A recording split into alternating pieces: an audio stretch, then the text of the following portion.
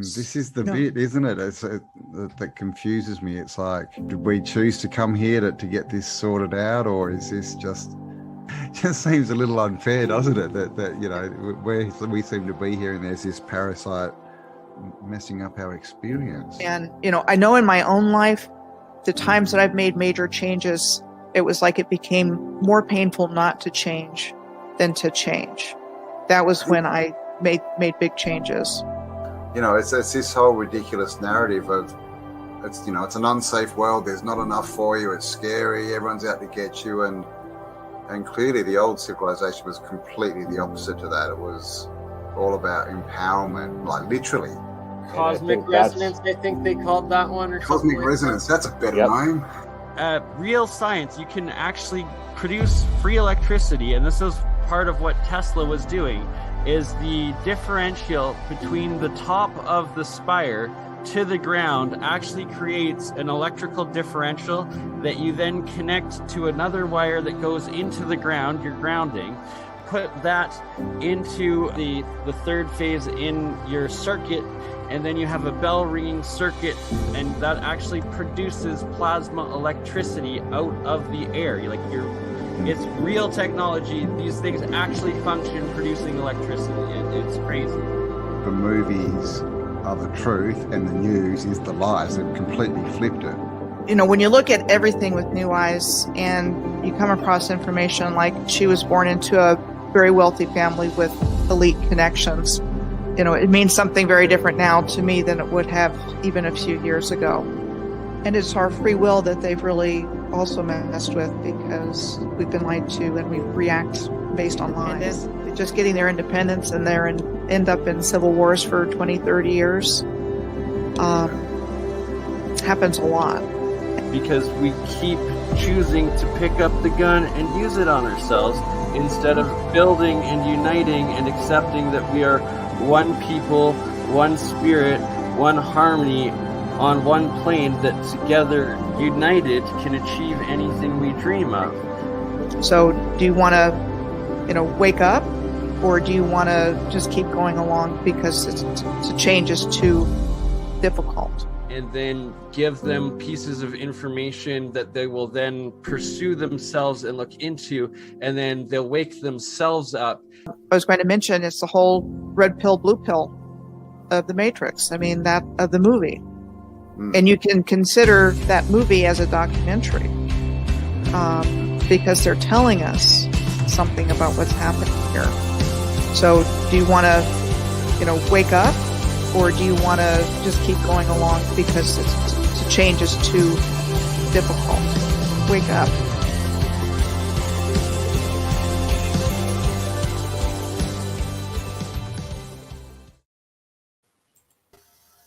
All right, we are live. Happy Good Friday. We have Paul Cook, Michelle Gibson, and BurnEye. How are you, beautiful souls? Hi, everybody. I'm all good. As promised last week. Yeah, I've had a bit of a nightmare with the Wi-Fi, so it's I'm actually blessed to have a Wi-Fi connection for a whole day. So I'm making the most of it with you guys. Right, you kept me up because your live streams were so good that I only got 3 hours of sleep, but I'm back, I'm refreshed, and you know, the monoatomic water, it does help. Yeah. All right, continue. It's really exciting because my work got started with field work. I started noticing things in the environment around me, and then I started going looking. And then when I went to look, I got a whole bunch of information in return. And Paul does such an awesome job with his field work. And, you know, it's just a huge difference. You can find things online, and if that's all you have, it works. But if you can actually go and see a place in situ, there's just a whole lot more information available to find. It's actually quite exciting. And I'll let Paul talk about some of his experiences. Yeah, I mean, I don't know where to start. I'm going to be honest with you. I don't know if you two guys know, but about 5 years ago is when I first met you two guys in Malta. Online, by the way. Do you know that? You were the first. I had an idea. I spoke to in the whole of YouTube. So it's mad that 5 years later we're here doing this, eh? Yeah, right. This is wonderful. It's crazy, isn't it? But yeah, It works. It's true. I'd like to kind of pick a starting point for us, Paul, if that's okay. Yeah. Because I did a little bit of research on a place that you've done a lot of research. And so I've got the, you look it up story about it, and you've got the, hey, I've actually been there and this is what I found. And I'm talking about the Williamson tunnels in Liverpool. And I'm going to go ahead and hit my screen share here. Yes. Absolutely. Because I've got pictures. Yay! Michelle lessons. It is a really good Friday. So I've done a whole bunch of series on places that people have suggested, and I have to say that my first round of receiving information came from the alignments that I found, and then when I started looking at places people suggested, I got a whole nother stream of information coming in of places that I would have no other reason to look. So this has just, really led to even more breakthroughs for me in terms of, somebody saying, hey, check this out, and I'll go look at it. And it just puts the pieces of the puzzle together even more. And the other interesting thing about having done that process is that invariably, when I would sit down to do my research, and it always starts out in my blog, a theme would take on that was not planned. It's really kind of cool. So the Williamson tunnels is in the Edge Hill area of Liverpool. And Edge Hill, I mean, there's clues in the words. Edge Hill. There's so much in Liverpool going on, by the way. Edge on the edge. And I'll let you talk about that, Paul. So what we're told in the BS version of history is the Williamson tunnels were said to have been built under the direction of tobacco merchant Joseph Williamson between 1810 and 1840, but they don't know why. The purpose of the work remains unclear. And that the majority of the tunnels are comprised of brick or stone with vaulting over excavations in the underlying sandstone, as the tunnels were said to gradually become infilled with rubble in the late 19th and early 20th centuries, with excavation starting in 1995. So the excavation showed a large network of tunnels, chambers, and voids.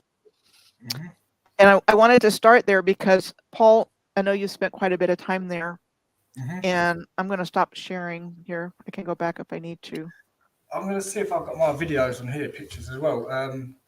Basically, the Williamson tunnels, I don't know if you know about this, but it's actually broken up into different tourist attractions. So there's actually 3 sets of Williamson tunnels in the Edge Hill area. You've got the Williamson tunnels, and then you've got the Friends of the Williamson tunnels, and then you've got another one of the Friends of the Williamson tunnels. But when you Google it, you only get given one option. It's people like us, we have to really dig for it, and then you find the other ones. But they're all connected underground, and they broke it up into individual tourist attractions. They compartmentalize it. Exactly. Hey, like they have to hide it. Oh, it's not one big thing. No, don't study it as that. There's 3 of them. It's the same as in Malta. When I went to the catacombs in Malta, I actually went through the barriers underground and went through. And I thought, you know what? I'm in here. No one's going to stop me. No cameras about. I'm going through. And I went through to another part of the catacombs. And I ended up in another one that was another catacombs, but it was meant to be a Jewish one. So in Rabat, you had the Jewish one, the Christian one, and pagan. So you had these 3 catacombs, and they said they're all individual. But when I went down the steps under the rope, I ended up in another one. They're all connected underground, all of them, the whole lot. And it's the same with the Williamson tunnels.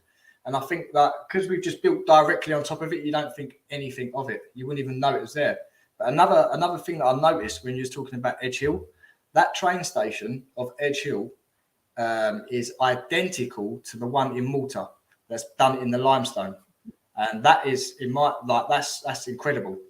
And another thing that I've noticed is the whole of Nottingham, Liverpool, parts of Manchester, and all the way down the West Midlands is all this sandstone and limestone, and that's where all these nuggets are.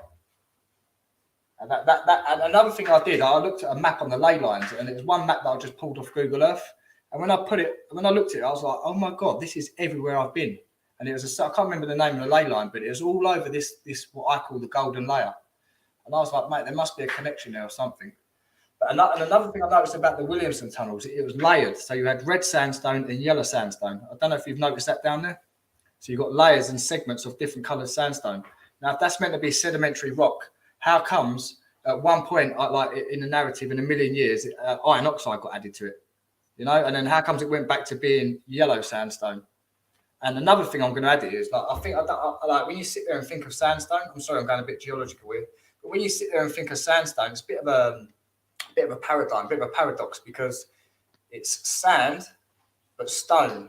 I don't know, that just really don't stick with me. And when you look at sandstone, it's like it's a load of grains of sand, like compact together and held together by some sort of crystalline structure, which is obviously the geopolymer. Because the geopolymer is, how do I say it? Is the way it's different from concrete, cement, and concrete, is that it actually crystallizes over time, and that's what makes it stronger and stronger. So it's a chemical reaction, a chemical bond, and as opposed to that sedimentary. And like I took geology a bit in academia, post-secondary, and it's like every point you're making right here, Paul, is so crucial, and that it's like once. Like I have learned everything that you were saying about your like blueprint of this red gold sandstone geopolymer. I've started noticing it everywhere in North America and everywhere around the world that we look, from Petra, Egypt, to the UK, to Malta, to America. Exactly. It's literally everywhere. Yeah. One other thing I'd like to add, Michelle, is when you was giving us the little script about what the BS story was, was you aware that the military were down there for 2 years? Did you know that? Right. I think when you go on the trip down there, they tell you this. That's how I know. So you go down there and they tell you the military actually set up shop down there, and no one was allowed to go around there. I think this is in the early 1900s, I believe. I can't remember off the top of my head. But the tour guide was saying that the military set up shop down there and spent 2 years down there. Now, what are the military doing down there for 2 years? Well, we know what they're doing. They're dismantling it, making it look like it's natural, making it look like it's a lot older than what it is, and then blocking up stuff. Because when you're down there, you look around, you can just see blocked up tunnels. You can see there's actually multiple times when you turn a corner and you can see rubble that's coming down the stairs and just left there. Right. And they're doing humanizing it, or doing community labor sanitizing. Exactly. For all we know, there's energy reasons for them to be down there also. Yeah, they could be doing anything. Deep underground military base, because the underground, as we know, the underground tunnels extend worldwide also. Yes. And they have the same kind of, the ones that are known about have the same kind of BS stories go with them. Like Ybor City in Tampa, Florida is known for its tunnels. And the story that goes along with those is that they were, for rum running and things like that during Prohibition. Anyway, they have this whole thing. They always come up with the most recent excuse for the creations, right? The facades. Yeah, it's interesting. And was the ley line you were talking about the Bolinas line by any chance? I'll have a look and see if I can find it for you, because I'm pretty sure it's on this computer. Some of my stuff's on a laptop, some of it's on a computer, but I'm pretty sure it's here because I was making a video not long ago. So if you give me a second, I'll see if I can pull it up. Perfect. And sorry to interrupt. Before we go further, I just have to point out that we are live on 4 YouTube channels right now. We have Hijack Campbell's Autodidactic as well, and then 5, because we're on Paul Cook 1 and Paul Cook 2, and my BurnEye Minds to Die Science Guy, Crypto Alchemist, as well as on my Facebooks, my Twitch, my Twitter, and on Rumble. So we are getting out there and spreading the word, and I'm going to shut up now and let you take it away, Miss Michelle. Okay. Paul, I'm going to go over some things that I had pulled up to talk about Megalithic in North America. Yep. And if you're welcome to jump in with anything. At first, when I saw Bernie's title this morning, I thought I was thinking about underground stuff, because I knew that was what Paul had been looking at that I had found. But then I thought Megalithic America, and I've got it spread out over a gazillion places. But it wasn't hard to find anything. And what I'm going to share is an awful lot like what I talked about with BurnEye and Campbell a couple of weeks ago when we were talking about the head smashed in buffalo jump in Alberta. And I pulled up a picture. I'm going to go down there this summer 100% now. Like, just looking at the pictures, there was so much of it. So there's a megalithic wall there. But what they tell us is that's where the buffalo would, or the First Nations would run buffalo off so that they would jump off the side of it and they would collect the kill at the bottom. It's the whole look here, not here thing. And I'm going to give some examples of that. And I think I'll go with where I was going to start anyway. And then there's a few other places I've added to my tabs up here. But along the lines of look here, not there, I want to share with you what you find at Heavener Runestone State Park in Oklahoma. Now, this was early in my waking up to all this stuff. I was starting to see what was actually in the environment around me. And I became really interested in the Heavener Runestone State Park because back about 9 or 10 years ago, when I was really first trying to find information out, there was a YouTube channel called the Redneck Archaeologist. And this guy lived in this area. And he was talking about things he was finding here. And I got really interested because I hadn't started to do my own research yet, but I knew there was something really cool to find. And I lived close enough that I could go and see it. And I'm going to talk about Mount Magazine also, which is in the same area of the Ouachita Mountains in Oklahoma.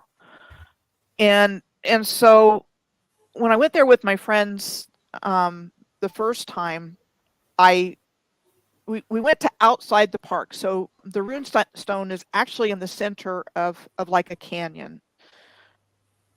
And a canyon is actually a cover-up word for infrastructure, like bluff. That's good. That's good. I just want to I just want to jump in here because the only reason I say that the Grand Canyon isn't man-made is because I have no explanation for it because of the macro size of it. That's where I sit with it, and I haven't been there, so but I am on that fence. Right, and there's so much that we haven't been told that we just kind of have to figure out on our own. Mm-hmm. But I think the important thing is we've been told everything is natural. There was nothing megalithic in North America. At least in North America, it was land free for the taking. And this is the outskirts of the park where they have the runestone.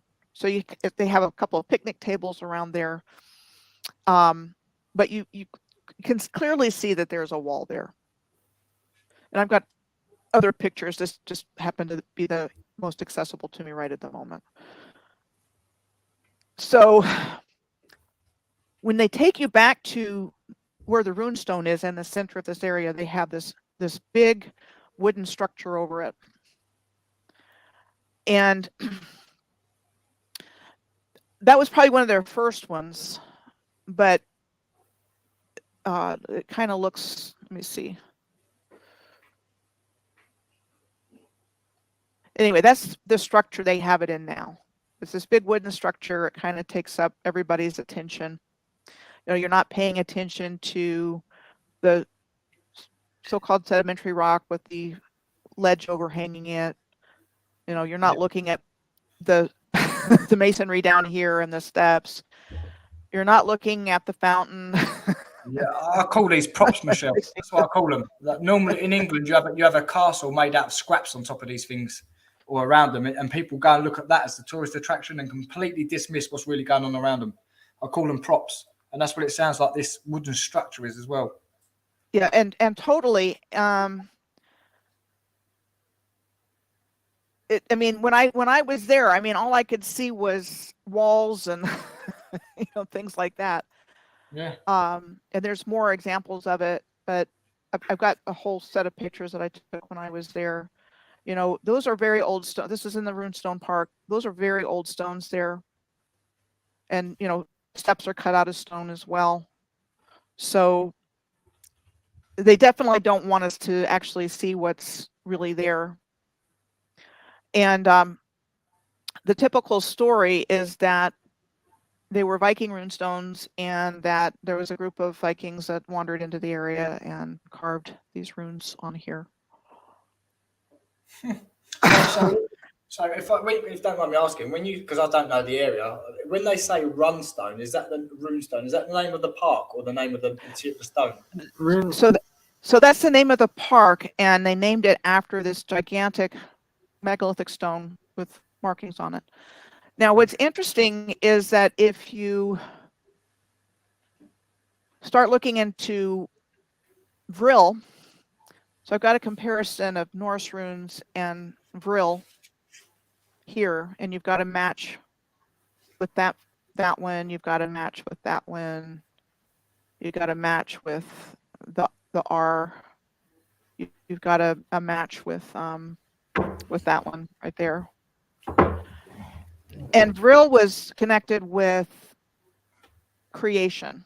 It's my understanding is that it's like life force energy, and that the ancients knew how to use all of this together, and I think it went into the creation they were able to create here, so that it was actually in script form at one time. So those would actually be like energy symbols, if that's in fact what the Norse runes actually are. And the Nazi Germans were certainly interested in Vril. You know, they had their Vril society, and the Vril, the ladies with the long hair. Forgive me, I can't remember the details. Yeah, Orstrich, was that her name?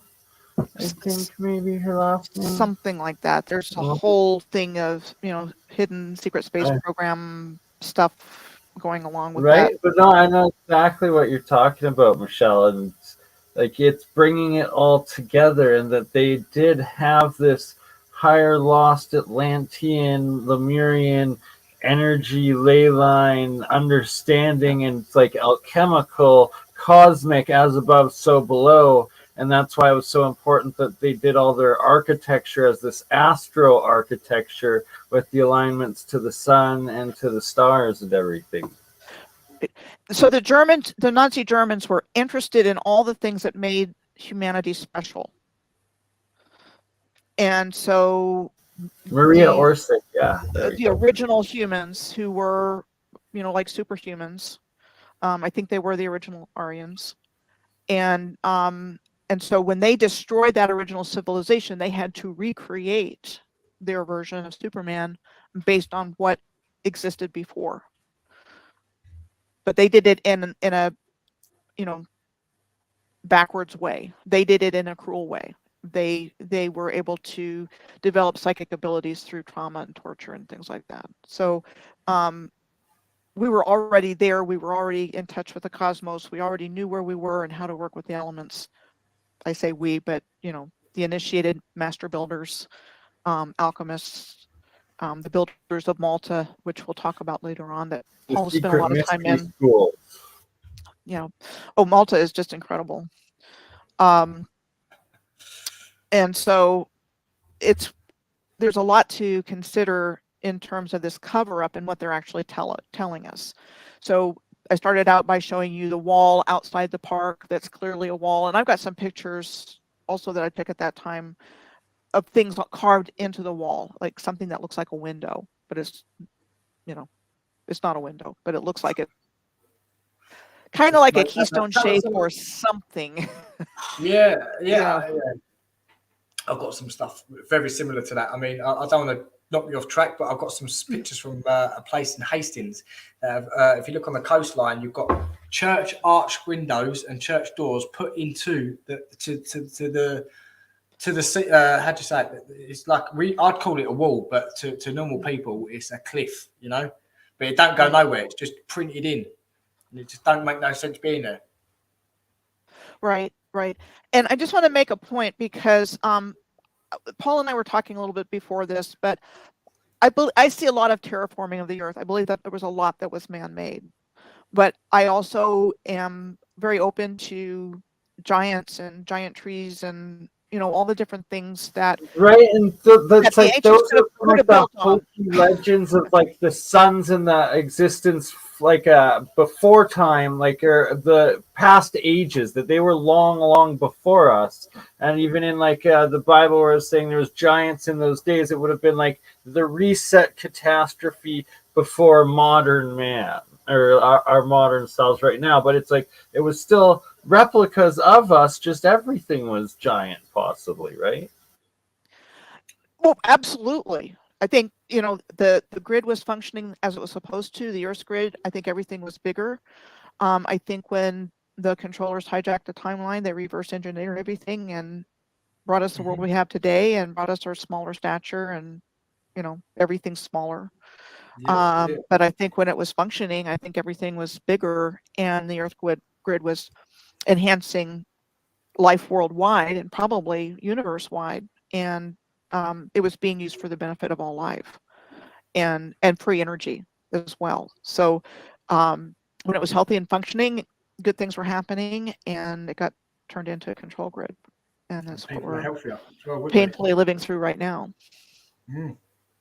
Another thing that I've noticed is I don't know why, but I'm attracted to water. I think like I was a plumber. I love looking for water. I've spent a lot of time underground looking for the source, and in mountains and going on the boats underground looking for water. And one thing I've noticed is that it seems like a lot of the, shall we say, like if you go to the Peak District, a lot of these hills seems like they had a function. It seems like they were like my vocabulary is not going to be very good here, but sucking up water and then letting it flow down for the pressure and to hit other places. That's what it seems like. And it's hydraulics and hydrolysis. Yeah. And the video that I'm working on now, it seems I feel like I've come across a humongous megalithic pyramid that has been absolutely smashed to pieces, and it's just been put into piles of 120-foot blocks. And when you're looking at the block work that's been put in these piles, you can see cylinder shapes, like perfectly round cylinder shapes, like humongous pipes, basically. And one thing I do know is that the Peak District is the centre of the United Kingdom, or the centre of England, and that's where all the fresh water's coming from. So it seems to me, and another thing is, if you go to Sheffield, there's a point underground called the Megatron, and that's where 7 rivers underground meet. So there's a junction underground where 7 rivers are meeting, and that's just outside the Peak District.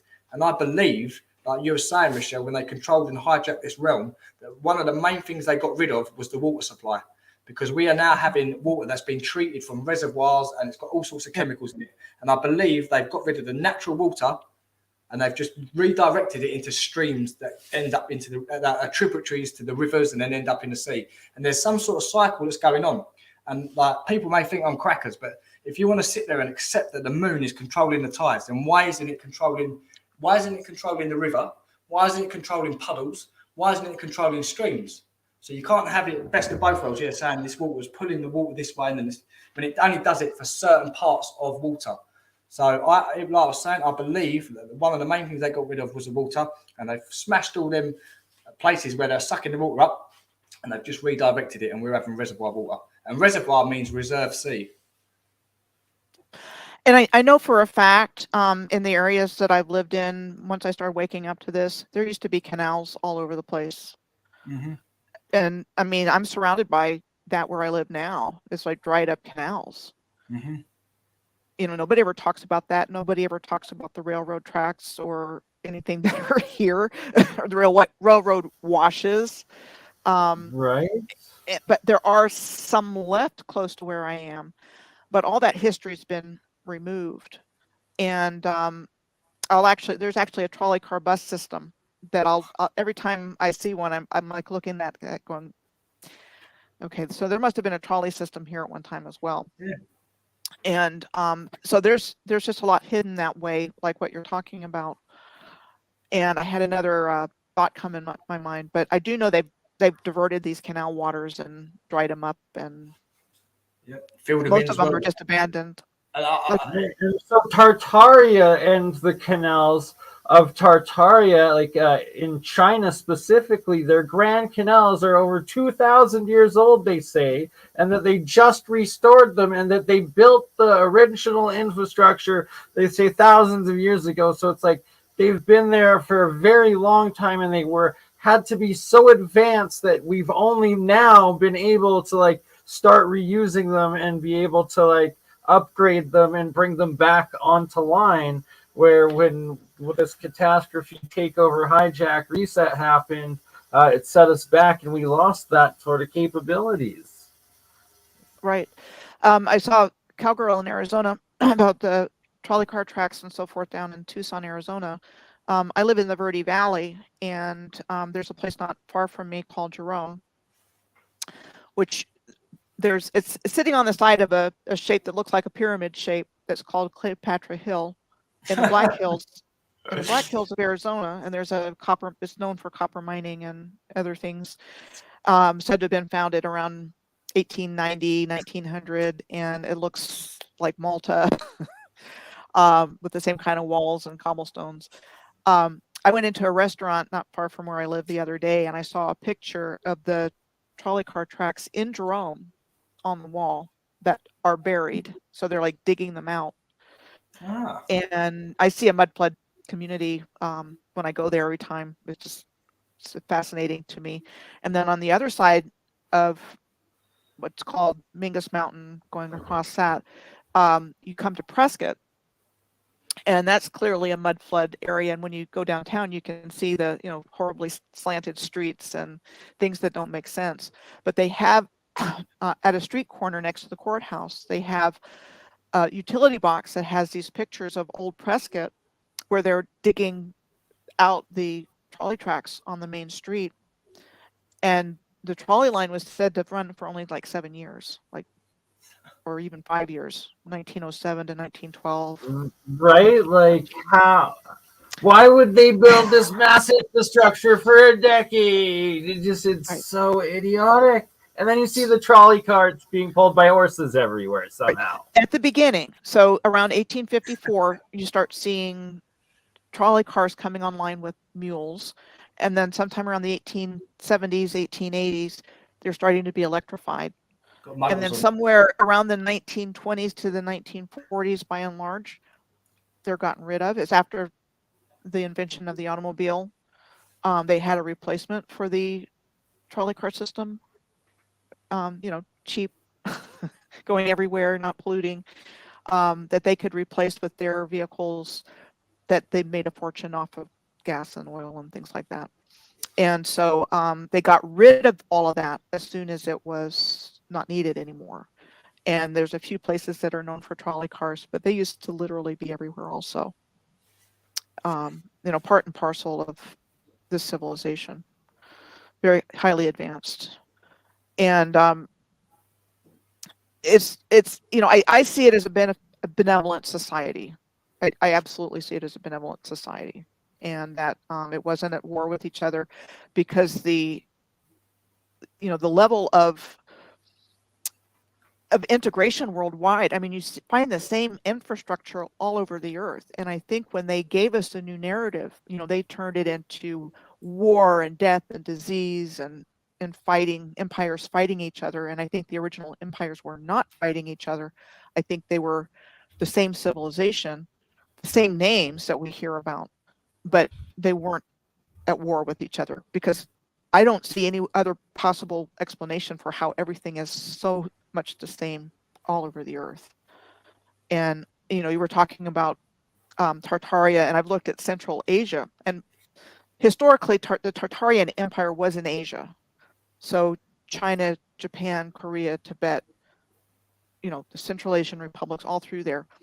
And you find a lot of canals. I followed an alignment going through there and found a lot of canals in Central Asian republics like Uzbekistan, and in Tashkent, a beautiful canal there called the Angkor Canal, Ankhor, which sounds Egyptian, which I believe the civilization, it was all part of the same thing, and it got separated out. So Egyptian and Hebrew and all of this, I think it was all one, and everybody was in harmony and in alignment with the heavens and the earth.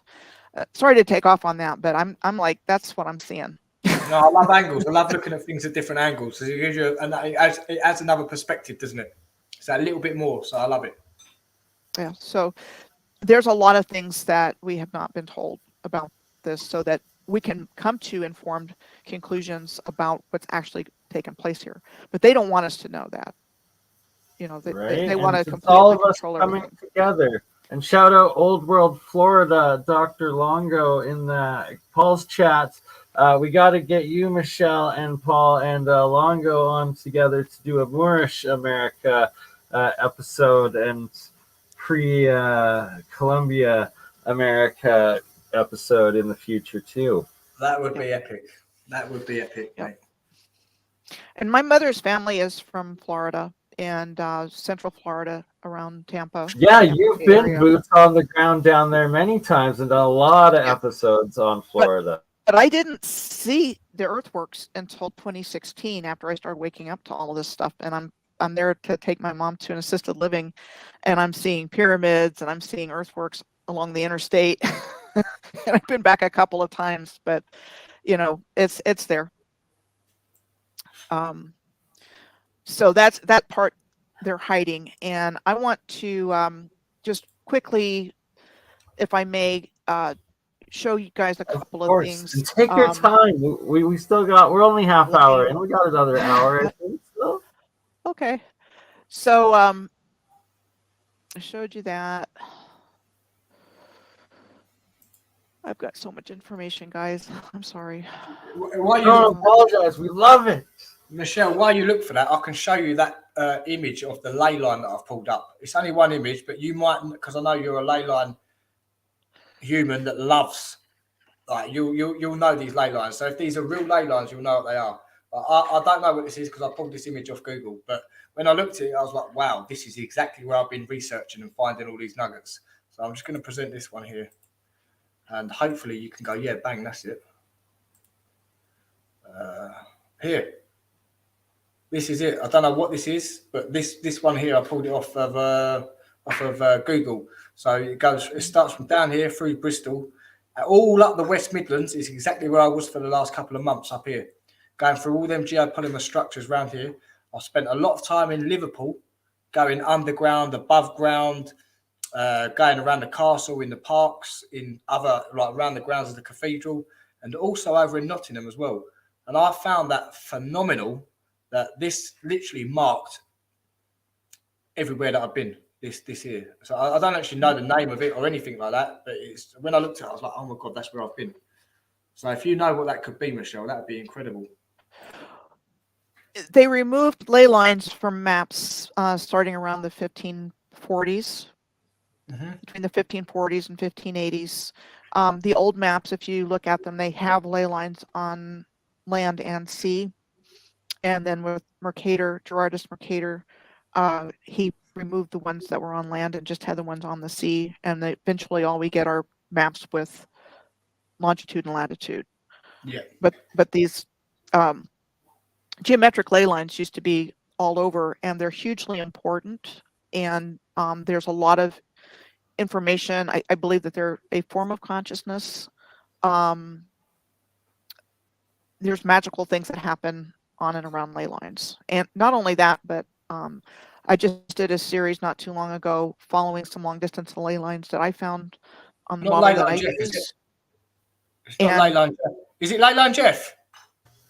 I'm sorry? Shout out to the 420 people watching right now in the live chat. How many people here? Yeah. 422 right that's now. a nice number, So anyway, there's a lot of information to be found here, and I think I know of a number of people that just have a lot of connections to these ley lines, and you may too, Paul, if you've been on them without knowing them about that, because I know that happened to me before I knew about them. I've lived on a lot of these in the States. This is why this image struck me and like hit me hard. Even though I'm not aware if these are real ley lines or not, because when I uploaded it on my Instagram, someone was like, "These ain't real ley lines. You've drawn these." And I was like, "No, I haven't, mate." But when I see this image, I was like, "This is everywhere where I've been." And I was like, "I can't Right, hide that that speaks fact. to you. It's unbelievable. Like, it's condensed in Liverpool, down at Nottingham, and all down the West Midlands." And I just thought, wow. And when you actually look at the geological structure of the United Kingdom, and you look, this is actually going through a whole load of limestone and sandstone. I mean, I just thought, wow, that's mental. But that was the image. I just wanted to see what you guys thought of that. So somebody mentioned something about the line of Albion, and I mentioned the Bolinas line earlier. Gary Biltcliffe and his partner Carolyn are dowsers, and they doused a major alignment from the Isle of Wight up to Ferride Head at the tip of Scotland, and they called it the Spine of Albion. And there's 33 nodal points from the bottom to the top, and there's a feminine line of energy that crosses over, and a male line. You know, well, like the like that. And so very Walter Russell esque of how the universe, cosmology, energy works. And I read his book called The Spine of Albion a couple of years before I started doing my own research. And I went to England or Britain in 2010 with an unawake friend of mine. If it had just been me, I mean, I would have been like the Cornwall and all these other places. But what was interesting about this trip, we spent about 4 days in London, took the train to Reading, rented a car, and when was this? 2010. Oh, right. And then drove down to, I kind of was in Avebury for a little bit, went to Stonehenge, drove down to Salisbury, over to Glastonbury. My mother's family is from Bradford on Avon.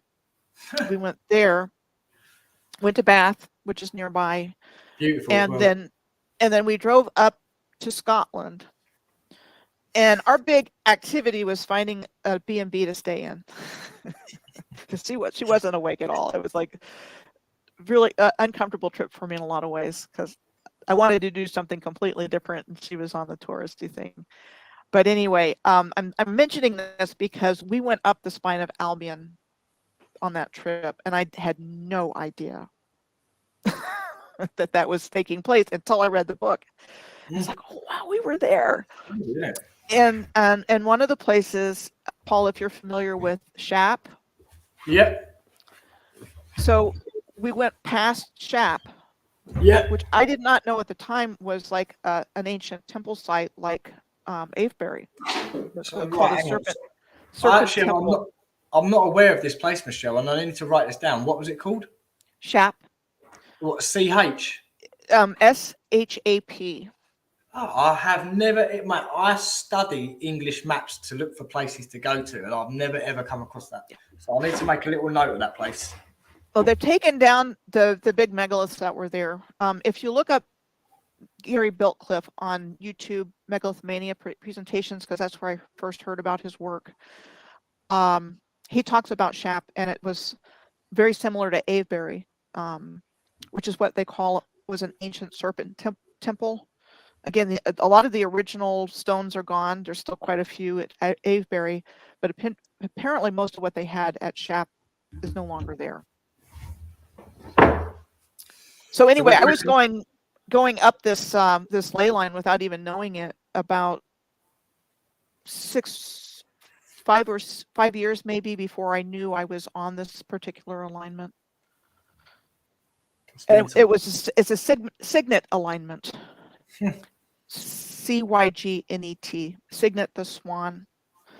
And there's a lot of swans on that alignment too. So like in where Shakespeare was born.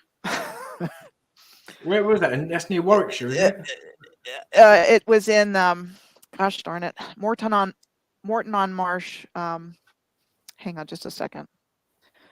My brain is short-circuiting right now. Okay, Shakespeare's birthplace. What's mad is I drove into a town or a city a few weeks back, and it said the hometown or birth town of Shakespeare. Hang on, his hometown. I'm just not Stratford. Stratford upon Avon. Yeah. So there's a lot of places with swans along this particular alignment, and it's it's a, Cygnet is the Swan constellation.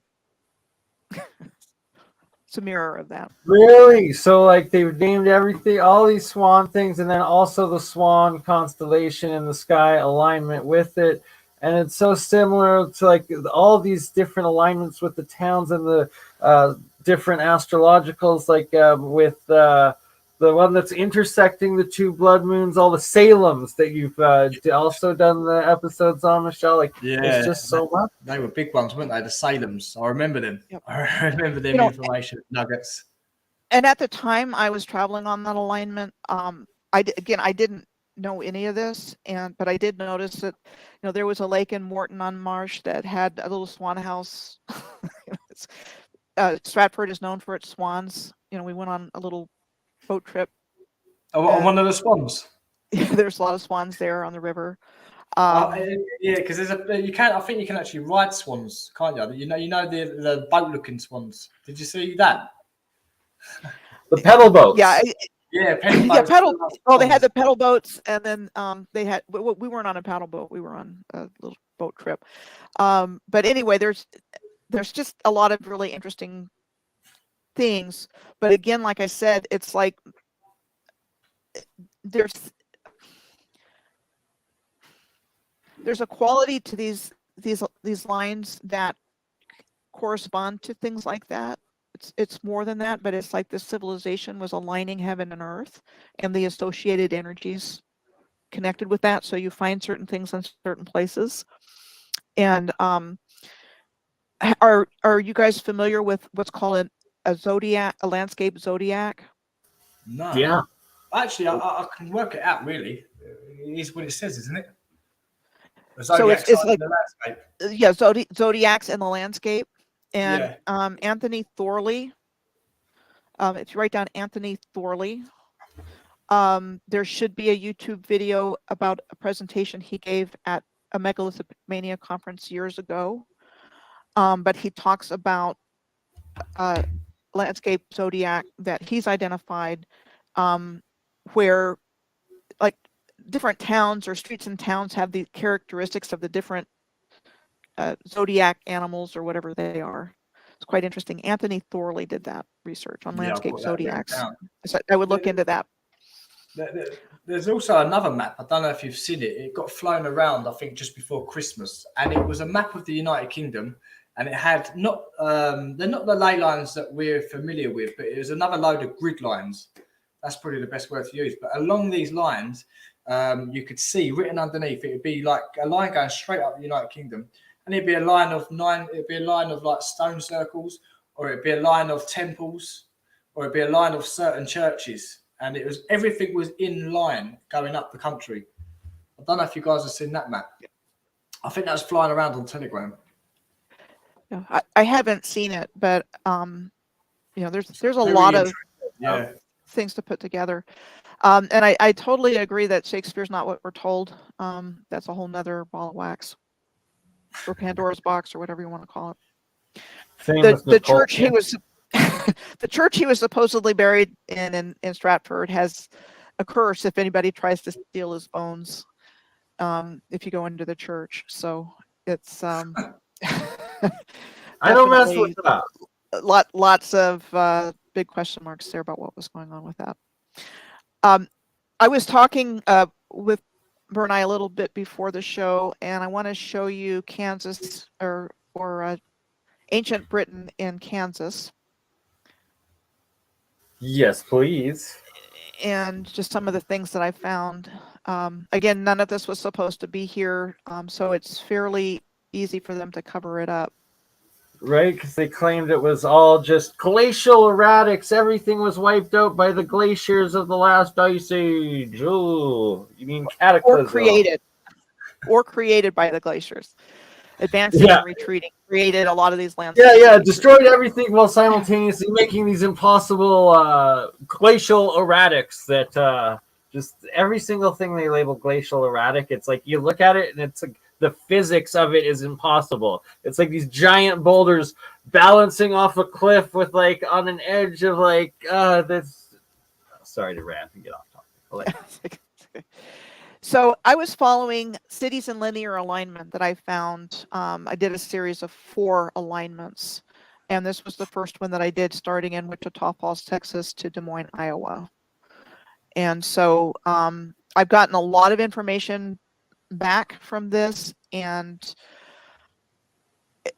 it's there. I mean, if you start following those kinds of things, a lot of stuff comes out of the woodwork that you wouldn't necessarily be able to put together, because you find the same things from city to city, you know, courthouses that look like they couldn't have possibly been built when we were told, and those kinds of things. So this is in Flint Hills area of Kansas. I believe Fort Leavenworth is in Manhattan, but that's a little bit beside the point. Point that I want to make, as I'm looking at what's here, and I think you see the same kind of thing in around Sheffield and the Peak District National Park you were mentioning earlier, Paul, and the Yorkshire Dales and Dales National Park and the moorlands. You see, you know, all of this stony protrusions in the landscape. Yeah. And there's a lot of tall grass here. So it's like the densest coverage of intact tall grass prairie in North America in this part of Kansas. But as I'm looking around, I'm finding pictures of Kansas that look like Great Britain. Wow. From Neolithic times. How, right? How, with their narrative. So, and Neolithic Britain was supposed to date back to 4000 BC. You know, and then I found these kinds of things in the Flint Hills, like the Teeter Rock here on the left. And it was said to have been a monument erected for James Teeter, the landowner located near the former Teeterville and Teeter oil fields in southeast Kansas. And these are all examples of structures here on the right that you find in the Flint Hill area. And there's more than 270 such structures that have been located and documented in the Flint Hills area of Kansas. They're all over Great Britain. So this is Kansas here, and down here you see what you find in like the Orkney Islands off the northern coast of Scotland. You've got a very similar standing stone here. You've got a very similar underground passageway. So this is northern Scotland, and this is Kansas. Incredible. There's also another place on the most southern point of the United Kingdom, and it's an island called Portland. That place has Portland Island, Dorset. That place is identical to the Orkney Islands. Absolutely identical. So this is in Norfolk. And I'll give you an example of something else here in just a second related to that, Paul. So this is in Norfolk in England, Grimes Graves. It's a Neolithic site that is the only flint mine open to the public. Go away. And again, remember, this is in Flint Hills, where I just showed you. So that's called Flint Hills. There's a flint mine here, right here. You've got the standing stones, you've got the passageway. And this is in, you know, Flint Hills in Kansas on the left, and you know, you get the same kind of structures. So what is going on? What do you think's going on here, Michelle? Right, like it's from round. So it's terraced. It almost looks like there's step pyramids, but the conical pyramids too. Like those are literally everywhere. That's massive terraforming. This is identical. This is everywhere. So they don't want us to know that. That's why they do that. This was a land free for the taking, with hunter-gatherers. They didn't build anything. I have to think where it is. Hold on just a second. And again, this goes back to why I just emphatically believe this was a worldwide civilization, from ancient to relatively modern. And I'm going to show you a place off the coast of Siberia. And BurnEye, you talked about the megaliths in Siberia when you were talking about the megaliths of Montana. Right? And they're so all across, huge. All across. I'm following an alignment here. It's a circular alignment from Merida, Mexico, or Merida, Mexico. And I was about to say, like, also down in Ecuador, the Cocos Caves and like the giant megaliths of like this same gigantic scale as that we're finding in Montana and Alaska and everywhere. I'm going to shut up and let you go. Okay, so this is what I'm scrolling rapidly for. This is Wrangel Island in the Arctic Ocean between the East Siberian Sea and the Chukchi Sea. Okay, I'm leaving the North Pole and I'm coming back down here. So this is Wrangel Island here, and I already knew what Chesil Beach looked like on Portland Island because I've studied that as well a little bit. Yes. And Gary Biltcliffe, who did the Bolinas line dowsing, has looked a lot at Portland. So this is the Chesil Beach Causeway on Portland Island, and this is Cape Blossom on Wrangel Island. Wow, what a connection. Wow. Right, Michelle, you connect the dots like no other. I'm absolutely stunned here. So this is that like all stones and shingle then? Same as Portland in Dorset.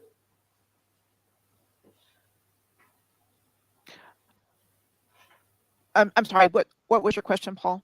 Sorry. Yeah. So the one you've just presented, is that the same material as in like shingled stone as in Portland? I don't know, but it really looks like it's the identical. It really is. I've actually stood. I know this image. I've actually stood here and took. I know this is done with a drone, but where that photo is taken, looking back at the beach, I've stood there and took that image. And the one that you're presenting here it's identical. Look at it. It's identical. And this was information that came up through tracking alignment. So when I say I got a lot of information in the process of following these alignments that I found on the what I call the North American star tetrahedron, with the apex in Edmonton and the northern one and the apex of the southern one in Merida, Mexico. And I extended the lines out, and then I did several series where I was just looking at all the data points on each one, and I found stuff like this. This Cape Litka on the eastern coast of Wrangel Island here looks like what you see in the Galapagos Islands off the coast of South America, off the coast of Chile. So this one is, okay, wait a minute, hang on just a second. Okay, so this one is Wrangel Island. This one is the Galapagos Islands. And this one is on the Black Sea.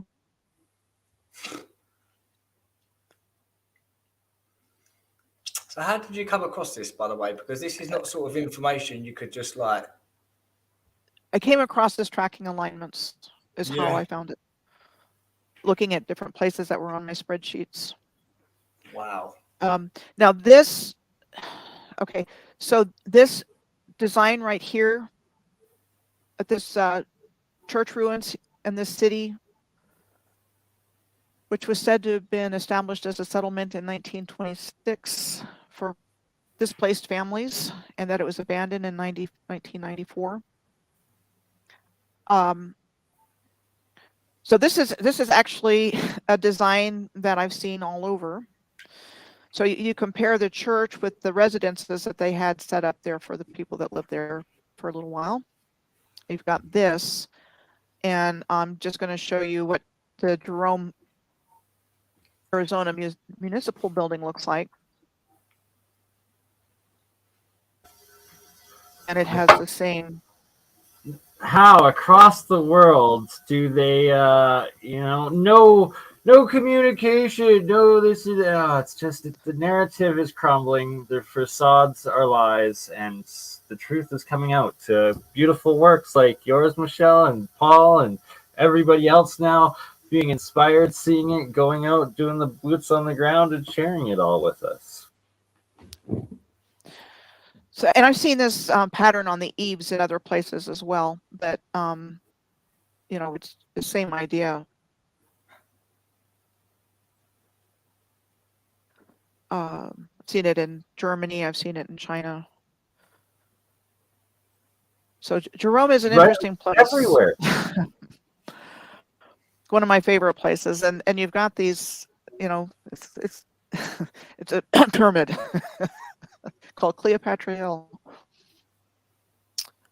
There's a lot of stuff to find here, and it's definitely mud flooded. I mean, there's no doubt in my mind, and it's known as a haunted city as well, ghost tours and things like that. So finding comparisons like that is how I was able to collect all those images to start putting those things together. And, you know, another reason why it's like, you know, to me, there's no way all of this happened randomly. I just can't even. It's just impossible statistically, like mathematically. It's so impossible. But then it's also equally impossible for those who are like stuck in the matrix and the narrative and like the cognitive dissonance that they can't cross over. But once you do, once you see it with new eyes, you literally see it in front of you everywhere. And it's like, no matter whether you're in Siberia, whether you're in Beijing, whether you're in Sydney, Australia, or in Liverpool, the UK, or in Kansas with Dorothy, or up in Alberta, Calgary, it's literally everywhere.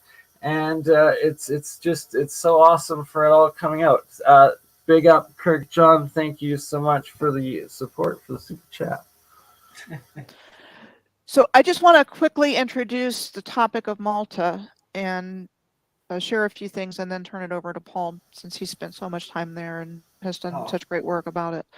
I found the same kinds of things in Jerome that I see in Malta. Stone walls and cobblestones that are very old. But it was supposed to have been founded in the late 1800s and has the whole cowboy story to go along with it. And what's there in no way matches what the narrative says. But people buy the narrative because that's, you know, John Wayne and the whole Wild West thing. And that's the area where I live. It's a whole big deal. And, you know, it's like, it kind of, there's hardly anybody here that really knows that I do this. It's too far out of their experience. But let me talk about Malta real quick, because I wanted to show an example from this long piece that I did on Malta a couple of years ago.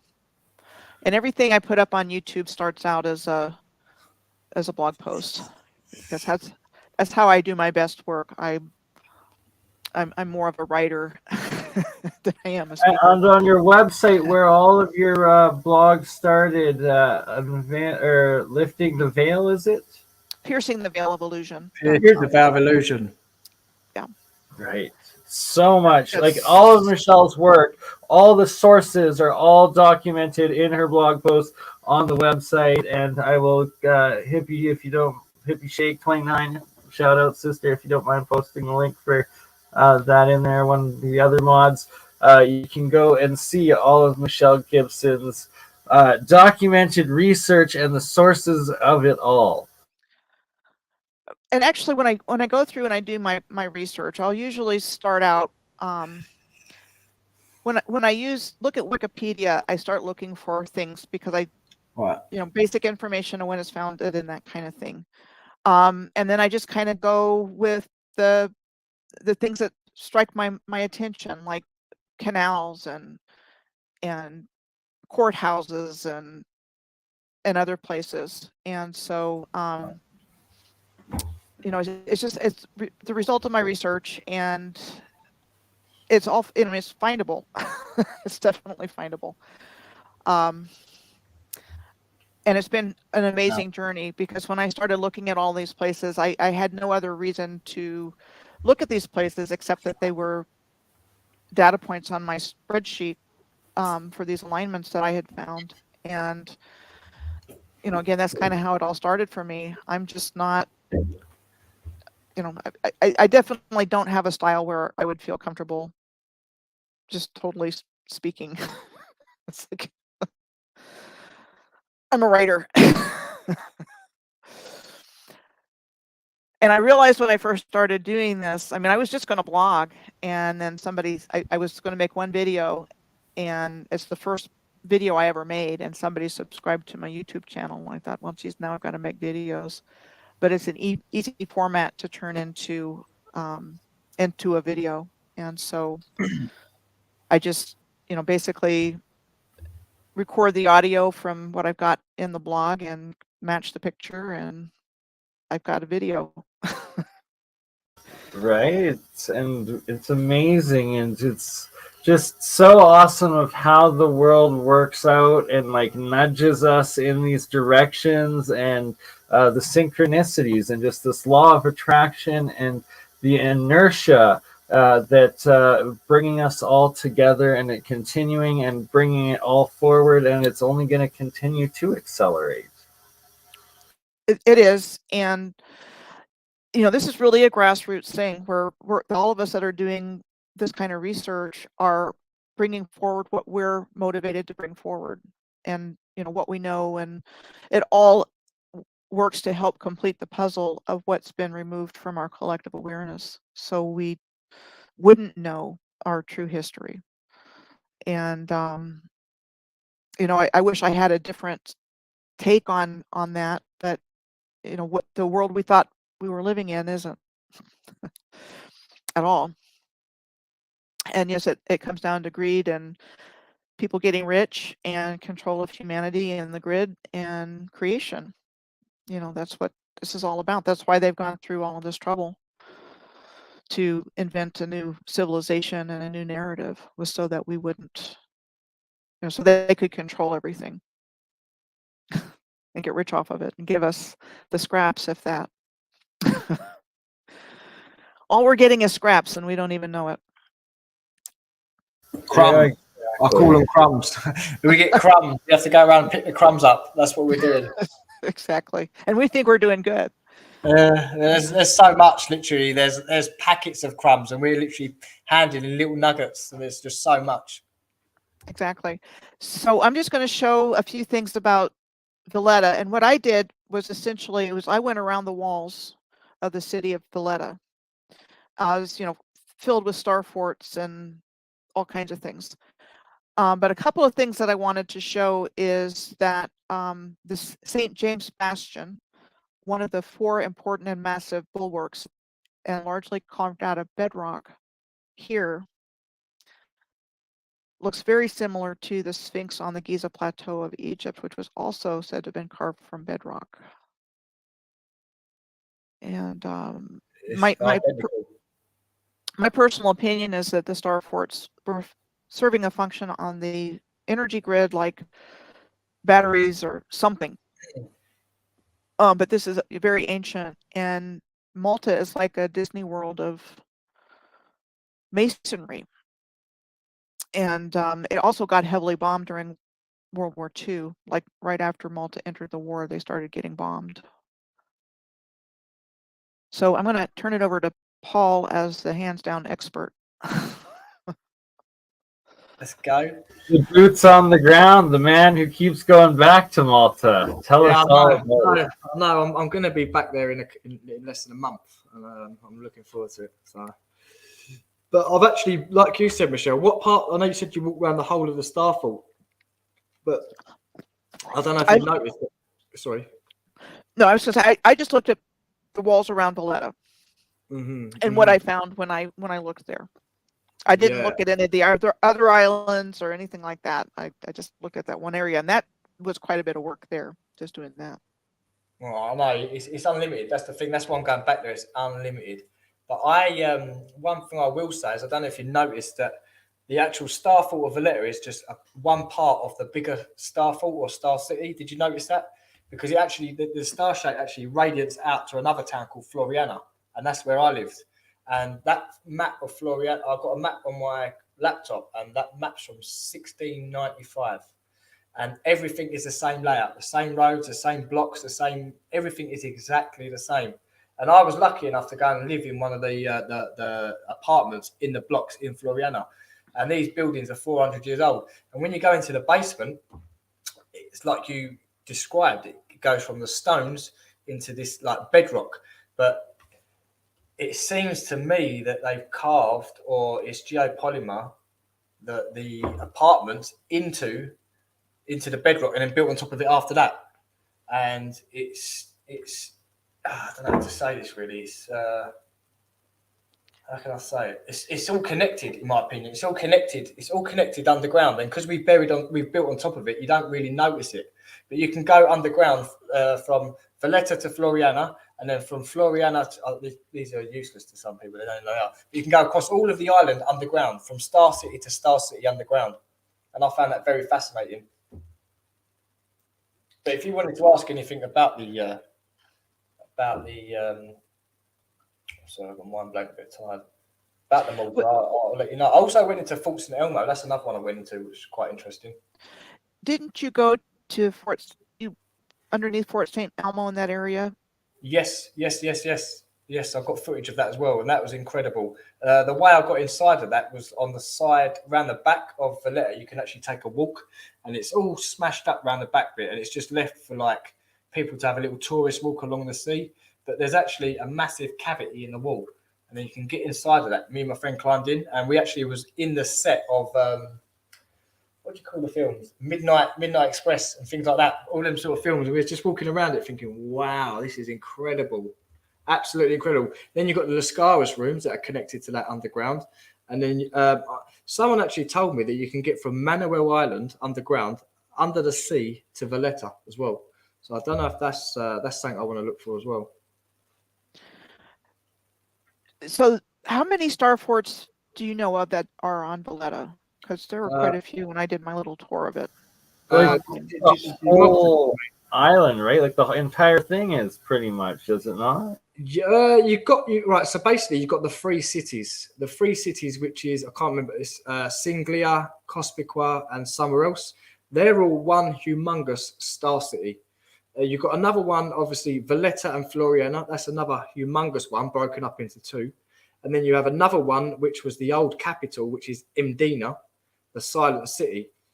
And one thing about all of these put together is they've all got multiple entrances around the current ground floor. So it's like they're all apartments and all the work and everything. It's like they're living quarters. That's what it seems like. They were like inhabited. So they obviously had a function. They obviously generated power somehow. They had nice resonance. They had water, clean water flowing to and from them. And it seems like they had apartments built into the sides of them as well. Unless these apartments were added at a later date, I don't know. But one thing I do know is it is just abundant of apartments. Yeah, it's let me look here real quick. I mean, when I was there, I found the Inquisitor's Palace. So the Inquisition was there early, which is not a fun thing, with their instruments of torture and stuff like that. Mm-hmm. They bombed the Opera House during World War II. Have you seen the Opera House? I've seen what's left of it, the original. So let me pull that up here real quick. Because if you actually, I don't know about the original, but when you walk around the Opera House, there's actually a load of limestone geopolymer around it, and you can see that it was built on top of. So I'd like to know. Look, I can't even show you. What are these arrows? I'm showing the slanted sidewalk, like there's more underneath there, and that's like a mud flood. Yeah, so you see where these arrows are pointing, and then you've got this wall with the stairs. This is actually going over a geopolymer part of the structure. So when this place got bombed and these stairs and that all got like taken away, you could actually see the original structure before this was here. And they've left that on show now. So when you go there now, you can actually see the original structure. And the buildings behind are actually made out of it. Obviously, it's, in my opinion, it's all man-made. So they've made the stone houses out of all of this. Now look, you might be able to see it here. So it's not even my mouse. But you see, you've got these little trucks going along here. Next to them, on the left-hand side of these trucks, you can actually see wells. You can see chase marks for water or cables to go, and you can also see systems. You can actually look down at the systems from here. And we don't get told about that. Sorry. No, I was just going to say, so they want us to believe that was built in 1866. Yeah. Yeah, no, it's definitely not. It's definitely looks like a Roman temple, but yeah, that was 1866. So they did good work then. That would have been a year after the end of the American Civil War. So, and that's saying they don't build them like they used to. Exactly. We can't build like that today. And then it was destroyed by a direct hit in 1942 from German Air Force bombers. And obviously, it was the most bombed place in the world as well, right? Just this is crimes against humanity in world history. You know, like it's disgrace what's been done, how much has been destroyed. But we're figuring it all out now, and we're going to prevent it from happening in the future and rebuilding these positive energies. 500 beautiful souls and awesome beings watching live right now on this Good Friday.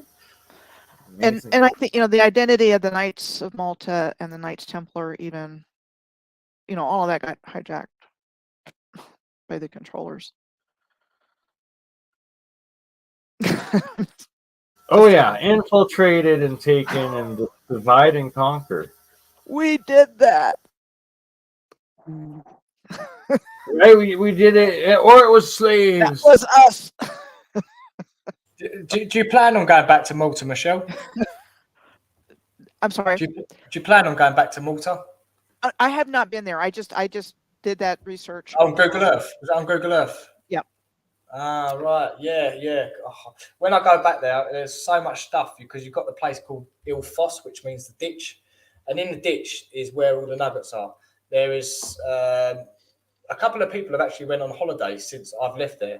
And they asked me for locations to go to. And the people went to these places, and a lot of it's been blocked up already. Which is like, it seems like they follow the channel around and then just go around and block stuff up. What up, dudes? Hey, guys. How's it going? Hey there. Easy geezer. I'm on my lunch break. I've been listening. I was lurking.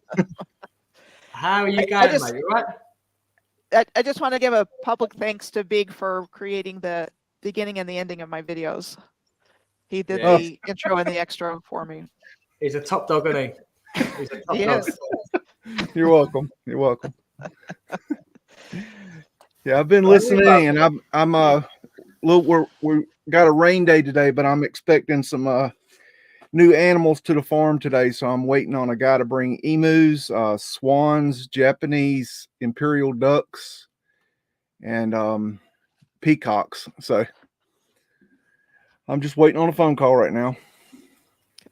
That's all right then, mate. Is that your uniform, is it? Yeah, I wear these shirts. They're real. I can wear them out. I buy them for $5, and they're cheap. I can tear them up, so I don't have to look good on a farm. You still look good from the coop. So my issue right at the moment is that I was completely free all day, and then something came up in between when I confirmed with BurnEye this morning and the start of this. So I'm about at the end of time that I have, but I know that we need to get together and talk, all three of us plus BurnEye. Yeah. And so I'm not going to be able to hang out. No, that's Absolutely right. Can I just add?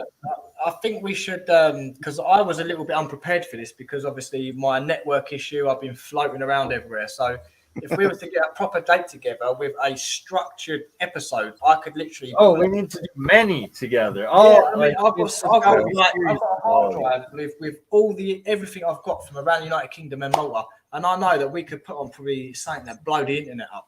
We like if I was given like a bit of time and I could get all this information together, we could put something together that's phenomenal. Oh yeah. Yeah, I'm always prepared because I've got my blog. I can just pull that up, no problem. Load it up and boom, there it is. General idea. Years I of go, content. Beeks, what do you think of the chapel at Duke University? Oh yeah. I think I've done a little bit of digging into Durham, and there is definitely mud flood evidence in Durham. There is one interesting thing is forget what's called Black Wall Street event happened in Durham as well. So that's something interesting to look into. And with that, you'll find a lot of the mud flood evidence. They have pavement light in Durham. It's definitely mud flood. I haven't really come out with any of my North Carolina evidence yet because I'm still collecting the data. And I want to do it properly. And there's a whole improbable story that goes along with the Duke Chapel also. I mean, this is beautiful, beautiful structure. Beautiful chapel, yeah. Arches and organs and bells, and it was said to have been built, I want to say, in the 1930s or something like that. And there's just so many examples. Anything before 1943, I consider suspect. Yeah. And even some of those I wonder about.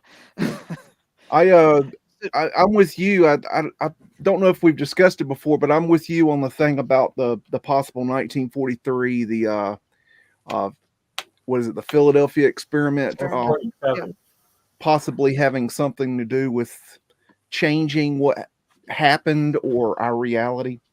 Yeah, and I'm actually the Mandela effect with it, right? Yeah, I'm actually even more convinced of that than I was when I first started talking about it. When I started researching mud flood, I'd keep before the early 1850s, 1900s, but then I was finding all these anomalies, and then when I opened up my research to 1943, everything opened up, and it just made so much more sense. Yeah.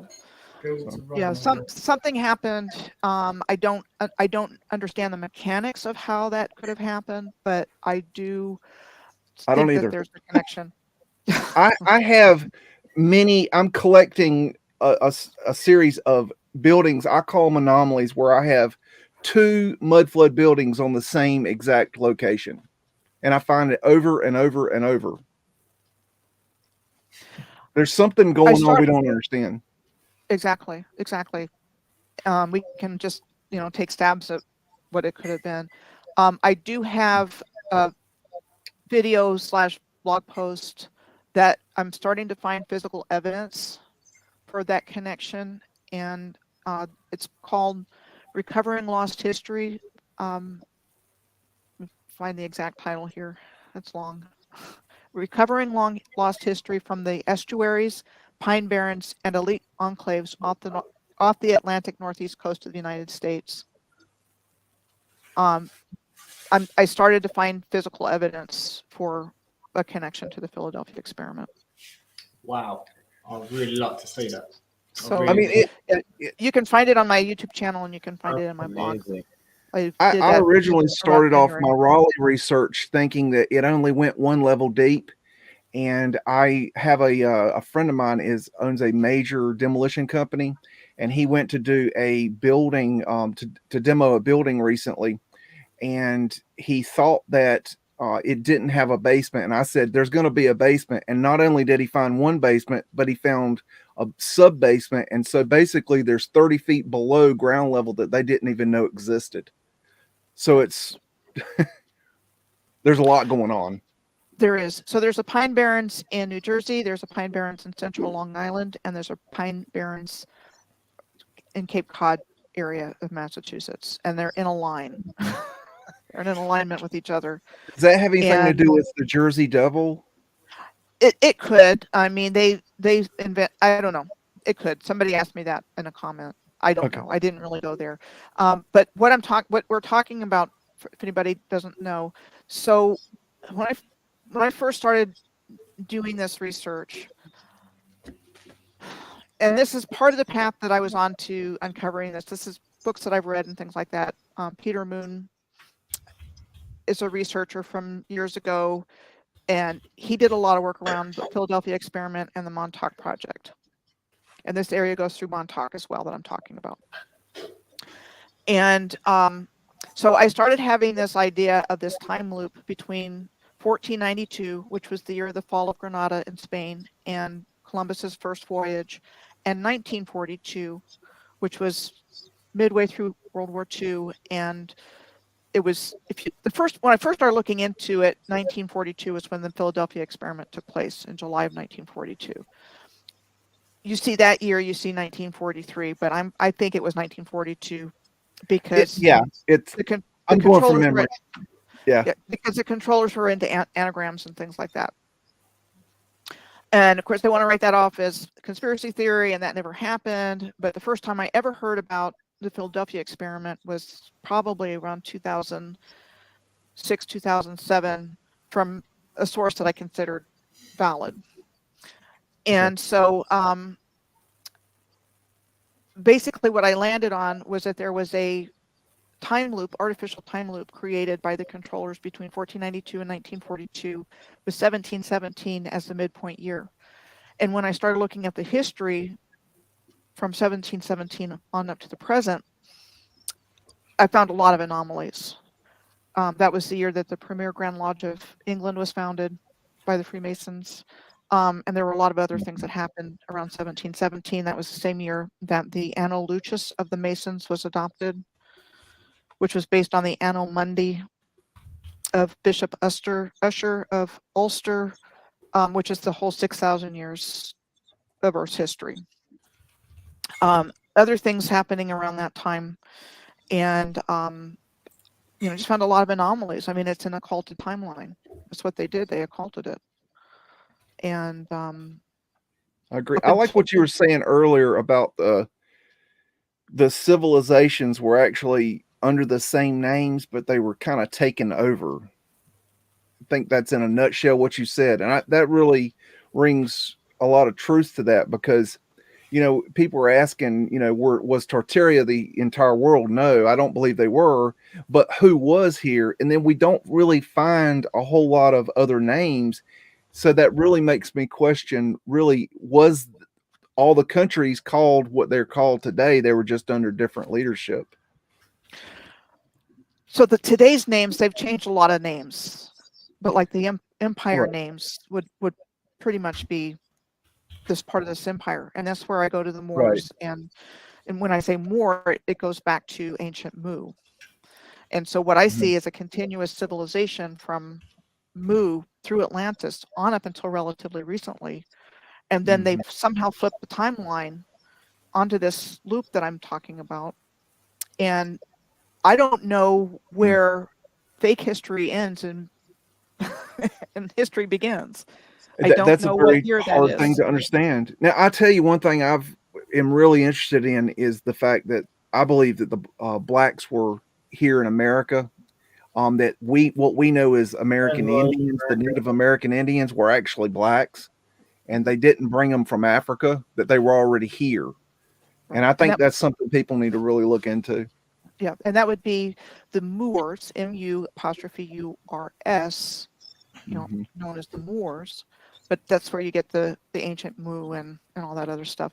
But again, the overview that I'm trying to give is that this was a unified worldwide civilization that was aligned with heaven and earth. Absolutely. And that did not happen randomly. It just didn't. No, and it didn't happen very connected with people fighting each other. No. They weren't perfect though. I don't believe they were perfect, but they weren't fighting each other like we do today. Right. They weren't suffering from the lack of knowledge that we are, because it's been removed. So we wouldn't know.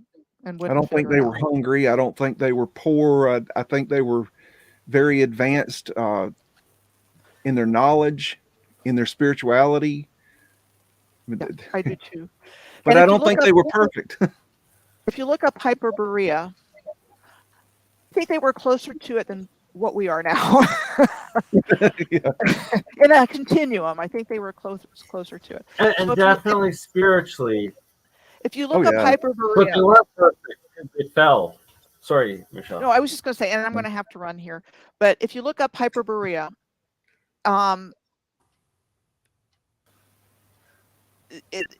so this is what it says. Okay. In Greek mythology, the Hyperboreans were a mythical people who lived in the far northern part of the known world. Their name appears to derive from the Greek word beyond Boreas, the god of the north wind. Despite their location in an otherwise frigid part of the world, we're told, the Hyperboreans were believed to inhabit a sunny, temperate, and divinely blessed land.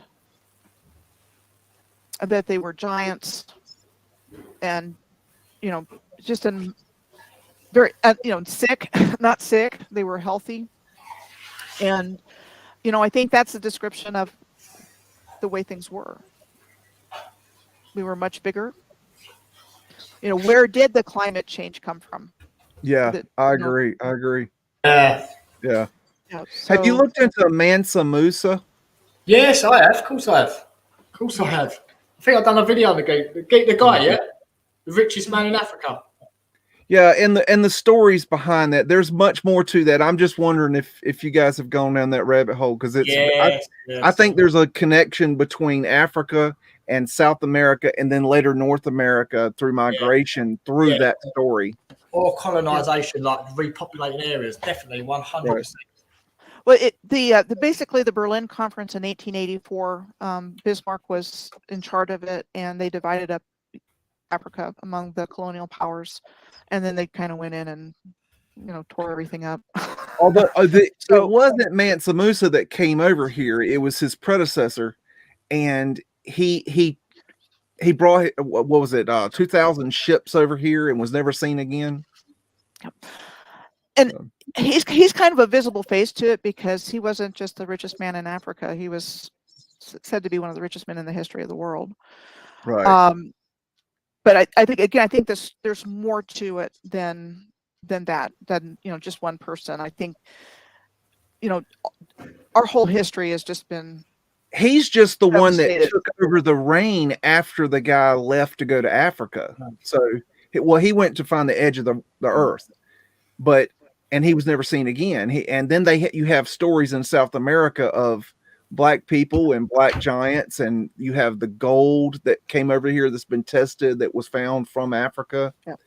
So there's legends of this in South America and, you know, Latin America. Yeah, we got a lot of work to do.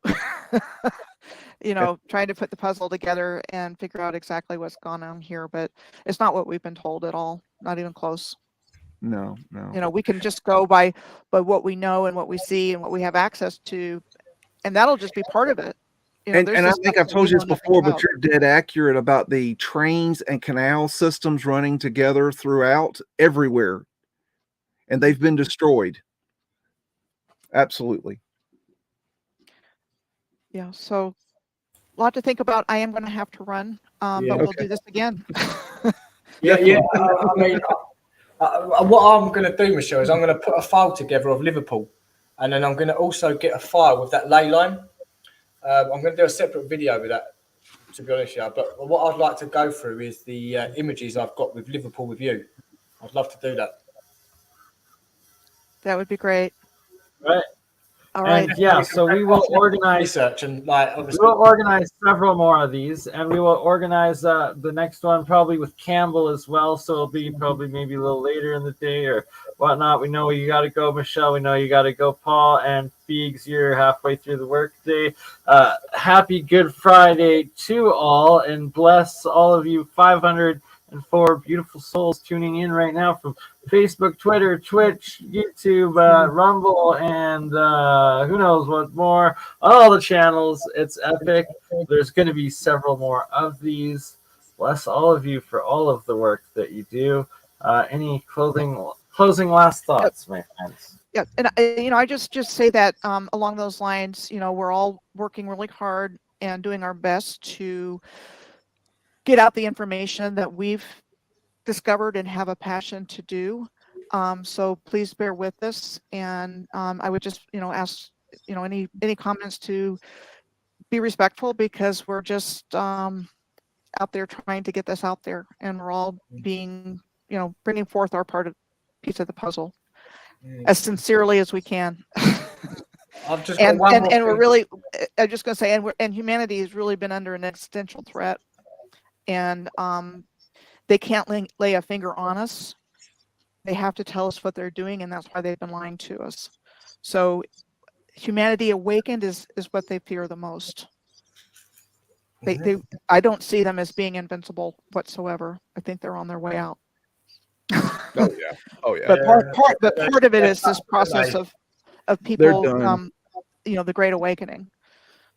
Yeah, one thing I'd like to add here, disclaimer, Michelle, you are the one that brought boots on the ground to YouTube. You know that.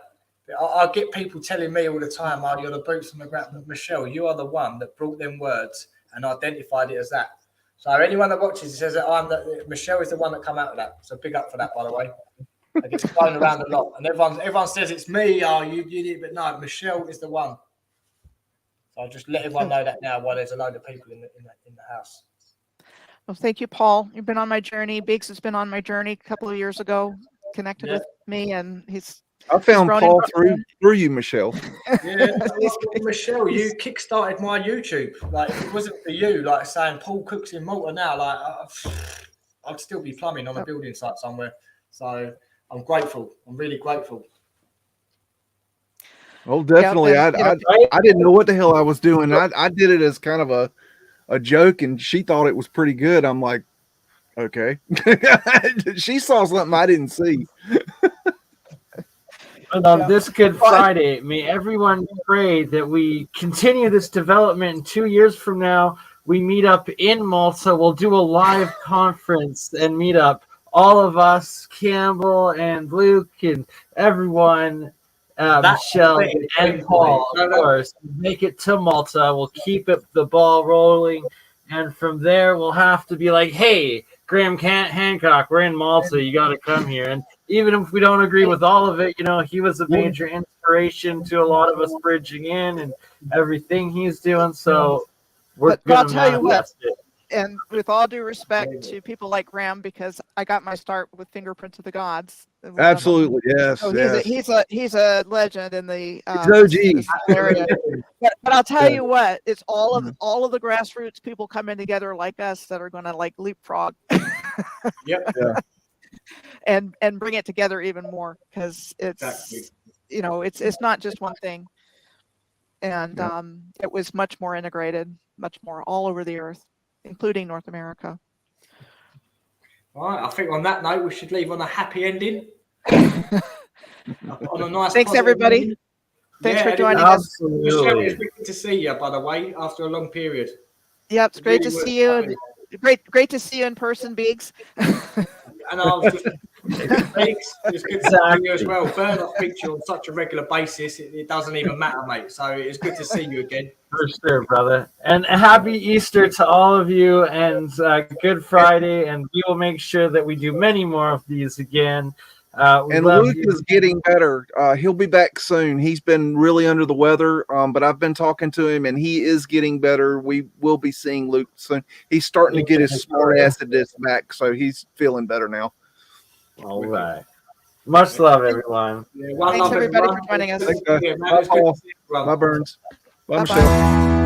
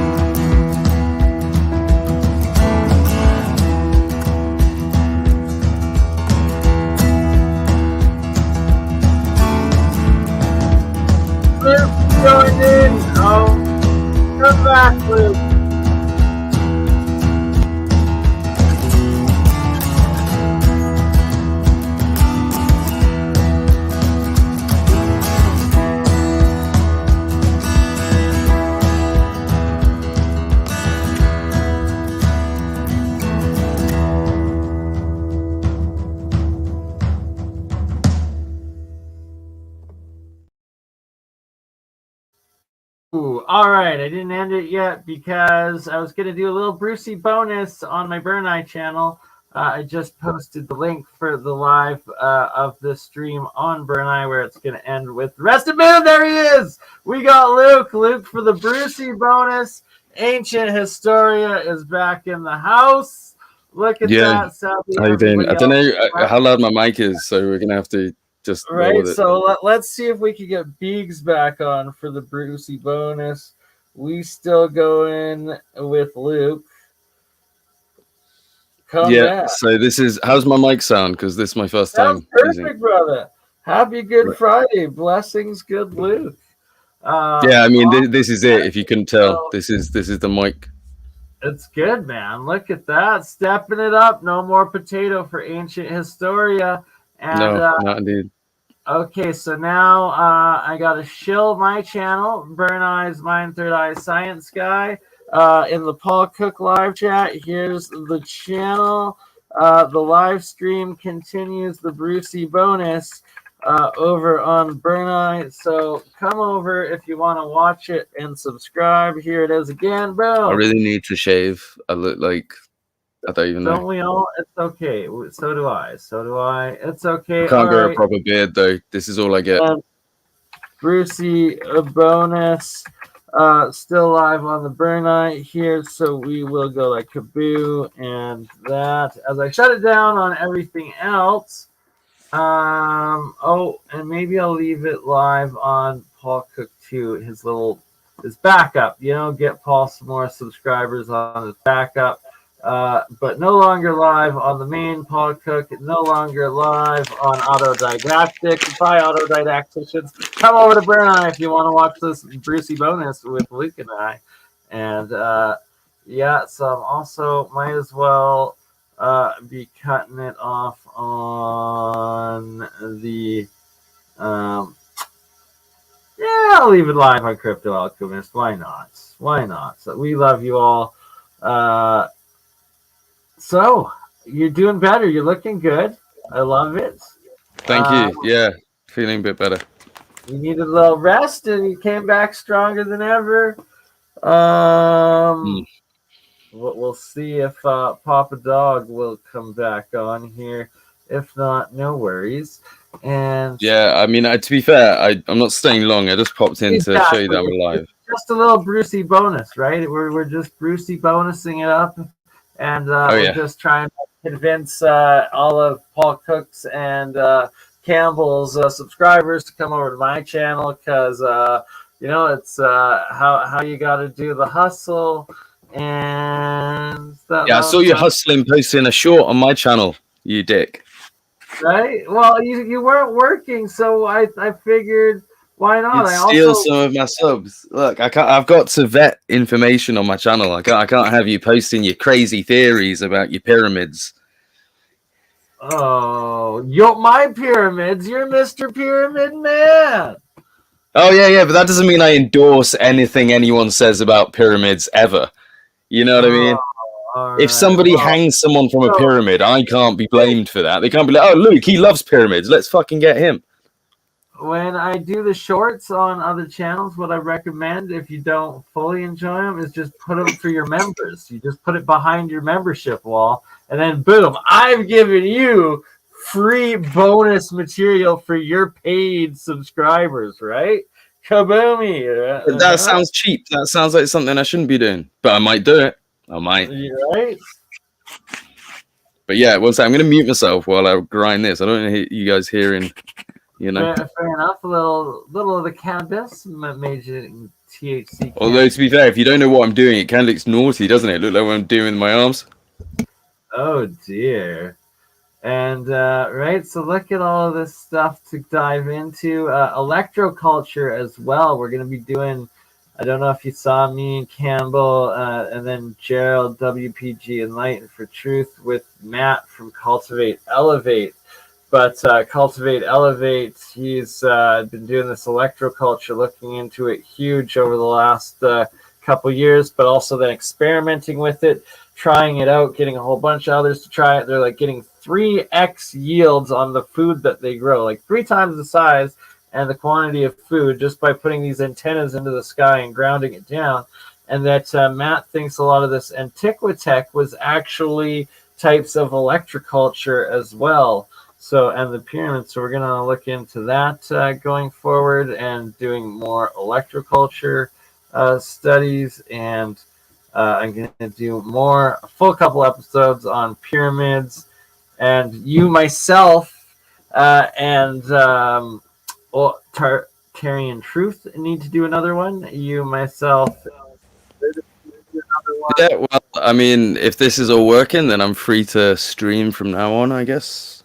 Right? I need to, I need to get some work done with Streets of Tartaria because I've got to start recording for him. I've got a lot to catch up with that, and I've also got to start making some stuff for my own channel because, well, it's been a while, but yeah. Right? That's why I put the freaking shorts out, bro. Trying to help you out, man. Yeah, but the people want me. They don't, you know, they don't even want my face either. They just want my voice. It's all about the voice. Well, there you go. Put it behind your subscriber, your bonus. The alpha male has prepared himself by purchasing a perfect microphone for the impression. Nobody can tell the difference now. Oh Excellent. my god! Oh my god! That's so good. We're gonna have to do the streets of Tartaria, where it's Tartarian Truth, Ancient Historia, and BurnEye, the Alchemist, and that it will also be impressions, comedy, and I was thinking with EBTX, Enslaved by Truth channel, and Drew World Order, Chalk Body Outline, Get Chalked Up.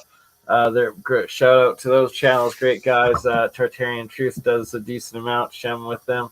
Oh, thank you so much. Bless you, Lynn Jones 250 for the 10 euro support.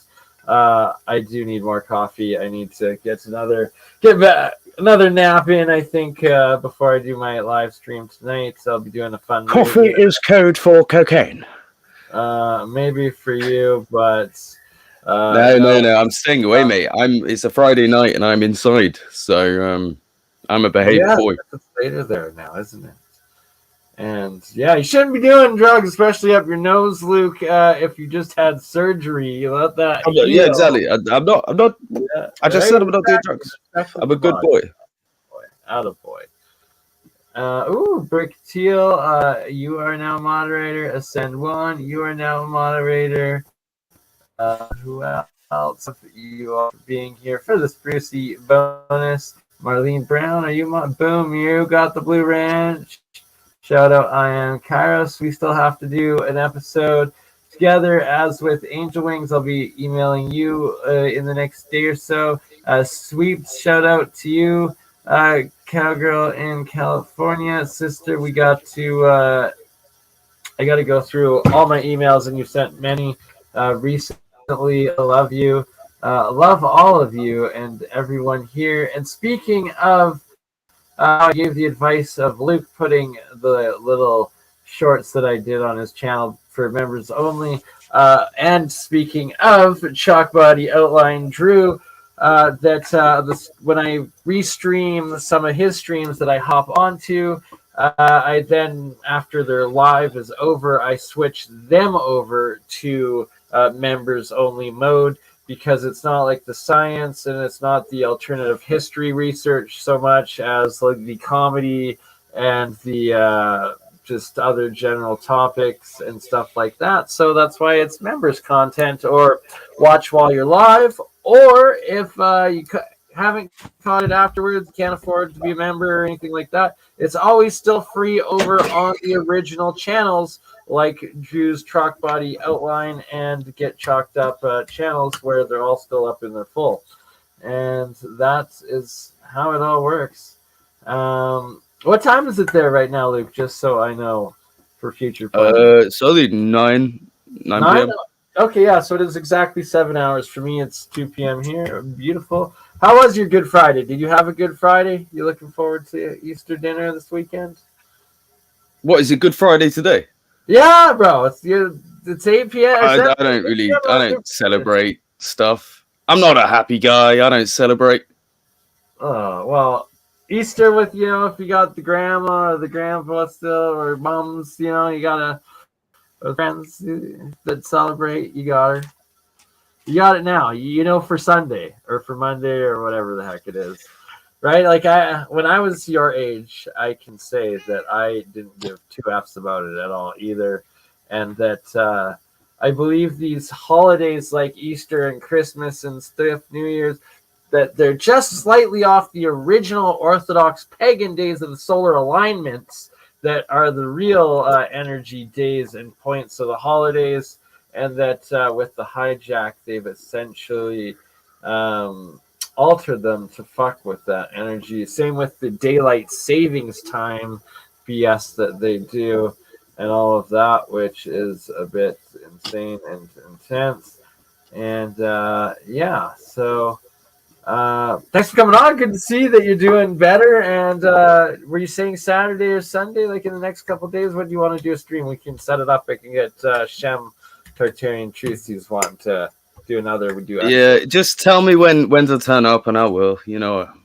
Okay, I'll set it up either for tomorrow or Sunday, I guess, or between tomorrow and Monday, depending on Shem's availability, I should say. Sounds good. All right. Well, in that note, we got like 5 minutes left before it reaches the 2-hour mark, and. If you want that, I'll quickly show you my screen. I'll show you something. Absolutely. Give us the gold nuggets. Luke's ancient. It's just something I've been preparing. One sec. My cat is also requiring attention, but we'll deal with that. They always do that as soon as you go live, right? Oh, and I guess I should pull up talk about stealing subscribers. I should probably give you a shout out and pull up your channel. Ancient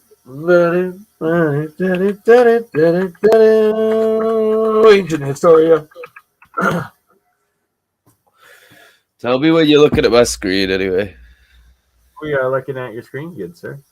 Okay, cool. So some of this stuff that I'm going to be going over in the next few days on my channel when I actually get my shit together is going to be this stuff. So basically I've gone through all the archives of newspapers, just getting together all the references of Tartaria and stuff, just to build a bit of a narrative of what happened through the newspapers. So I thought, go back to the actual records, see what they were saying at the time. And it really does build this narrative of Russia slowly invading independent Tartary, as you'll see from articles like this. Stuff it talks here about Russia having the whole of independent Tartary, save for some very inconsiderable khanates. And this goes on. It talks about other stuff. We've got Crimean Tartary coming up. This is all independent Tartary, but I'll go through it in much detail. I include all the links so that people can check for themselves, because people do like to accuse me of faking these articles, which is hilarious. They're fucking trolls. It's like, do your own research, and us real researchers will always include the links so you can follow up and see our sources and source the articles yourselves. Well, that's the point, so people can't complain. This is the Russian invasion columns. So this here actually shows, well, like I say, I'll get into it in one of my videos, but it shows, so that's the Caspian Sea there. So this is the area we're looking at, independent Tartary, and it shows the way that they invaded. These articles all talk about what happens. This one is very interesting. It talks about Alexander possibly being a talker man, Alexander the Great. This one talks about Trojans being Aryans who are from independent Tartary. So all the times I've talked about Tartarians literally being Aryans, this article backs that up. The Trojans were of this same Aryan race. The region from which the people came seems to have been independent Tartary. So, it's interesting what you can find when you go into the records. I tried it with Britain, but unfortunately what Britain's done is they've allowed a private company to do all this, and they charge because they don't want the poors having access. They only want you having access if you have money. I mean, it's not a load, but it's still like, you know, you have to pay a membership to be able to read the articles, and it's all of Britain's newspaper articles. So I had to go to America. So this is the actual American government archive of all these places. So it includes all these articles that reference this stuff. And you know, you can do this yourself if you're bored at home and you want to get involved. You can find these archives, have a look, see what you can find. Because you know, all these different articles mentioning independent Tartary, you know, it just proves what we're talking about here. I don't know why my mouse is having like a little seizure, by the way. Ignore that. Right, but, and that there's this big Tartaria elephant in the room that it's kind of taken over a life on its own in like the alternative history, hidden history, lost knowledge community in a lot of ways. And like some people always, you know, there's extremists that take it way out of proportion. But what I love in bringing you together, Luke, ancient historian with Tartarian Truth Shem, and myself, we focus a lot on the actual truth of Tartaria, of where the maps are that say Tartaria, where the freaking the stories written of the Tartars themselves, the Tartarians, Little Tartaria, and the real Tartarian culture history. Well, like, look at this one, for example. This is 1912, okay? So this is 2 years before World War One kicks off. So this is Russia takes Mongolia and Chinese Tartary from China. So this is the article. It's announced that Mongolia and Chinese Tartary will become independent of China and go under Russia's protection. Russia is also extending a zone of influence over the northern part of Russia. You know, and it carries on talking about things like this, which, you know, Chinese Tartary is essentially Manchuria and places north of there. So around those regions. But again, it just, so this is China regaining Turkestan. You go further back, this is the flight of the emperor, which talks of the emperor fleeing into Manchuria. So this is, it's really weird. The emperor flees a lot. So I'm not sure which this one is exactly, because I don't really have time to read it. But the Manchuria fleeing is different from the fleeing of into Tartary. I think it's here, possibly. So this talks of the emperor of Tartary, by the way. So if you ever, you know, want to go into the whole empire thing, there it is. This is from 1889. So there's an emperor of Tartary in 1889. The death of the emperor of China. So this is years ago, right before 1900, emperor of Tartaria. You're saying exactly, yeah. And this is talking about the British. So the British and the French, they were the allies. I like how they use words like that, by the way. You know, when they're naming them, they go, "What do we call our team?" Well, we're the allies, aren't we? What do we call the enemy? You know, the evil monsters. Like it's just a way of like making your team the good guys. You know, instead of saying the invaders, it's the. But this talks about when Britain and China got to Pekin, and I'll click it. There we go. So it talks about the death of the Emperor of China. By the arrival of the ship Palmer from Hong Kong, we have intelligence of the death of Hian Feng, the Emperor of China. He died at his palace at Seahole in Tartary on the 22nd of August. He fled to Seahole on the advance of the Allied army upon Pekin in September 1860 and remained there up to the time of his death. It is supposed that the nomination of a successor to the emperor was given in favor of his infant son, who reigns under a regency consisting of a council of 6. So again, this is talking about, you know, him fleeing to Tartary when the British arrived in September of 1860, or the Allied army, which was British and French, arrived in 1860, September, and he fled to Seahole in Tartary. So 1860, right? Like that's so, oh man, like they really wiped out Tartary just before the World Wars and completely reset it after. Now this one is it's a bit of a satirical article, but it's just talking about how great newspapers are. It's popping their asses up a bit, but it says, in a quarrel with a newspaper, the laugh is against the private citizen. The press asserts for the public the right of the eminent domain over individual affairs. If your daughter is to be married, the newspaper calls to count the towels and see the pattern of the spoons. If the emperor of Crim Tartary or the king of the Cannibal Islands arrives, the newspaper takes an inventory of his bedchamber and informs me that he likes his beef rare.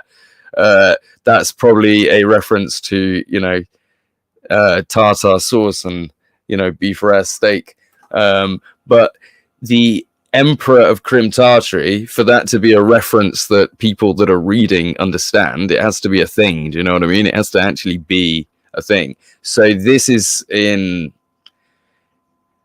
1881. So in 1881, the people of the time will have understood what you were meaning if you'd have turned around and said the Emperor of Crim Tartary. Now, as we know, that's Crimea or Little Tartary. So we know that in, 1881, Crim Tartary and having an emperor was something that people knew about. Right, exactly. And it was everywhere. It was common knowledge at that point, and that they reset it. They wiped it out. The victors write history. This one is really interesting. This article itself is how the banknote was created. So obviously I've just taken the necessary information, but we will go into the articles on my videos if people are interested. But it's talking about in 1332 AD, the Emperor of Tartary made money of paper and leather to such an extent that gold and silver fell into disuse. So the Emperor of Tartary in 1332 was making money of paper and leather. Really? Fiat currency 700 years ago, and in the Tartarian Empire, too, area. Yep. This is talking about Russia, talking about it expanding. From Tartary has been acquired the immense territory between the Caspian Sea and the Baikal Lake, equal in extent to Austria, Prussia, France, Spain, and Italy. So again, this is talking about independent Tartary from the Caspian Sea all the way to Lake Baikal. And if people say this was just a name that we use for an area, then this surely has to get you. This talks about a godly number of the Celestials are brave and quite skillful warriors, especially in the inhabitants of Chinese Tartary. Now, this is something you'll find. They're called Celestials.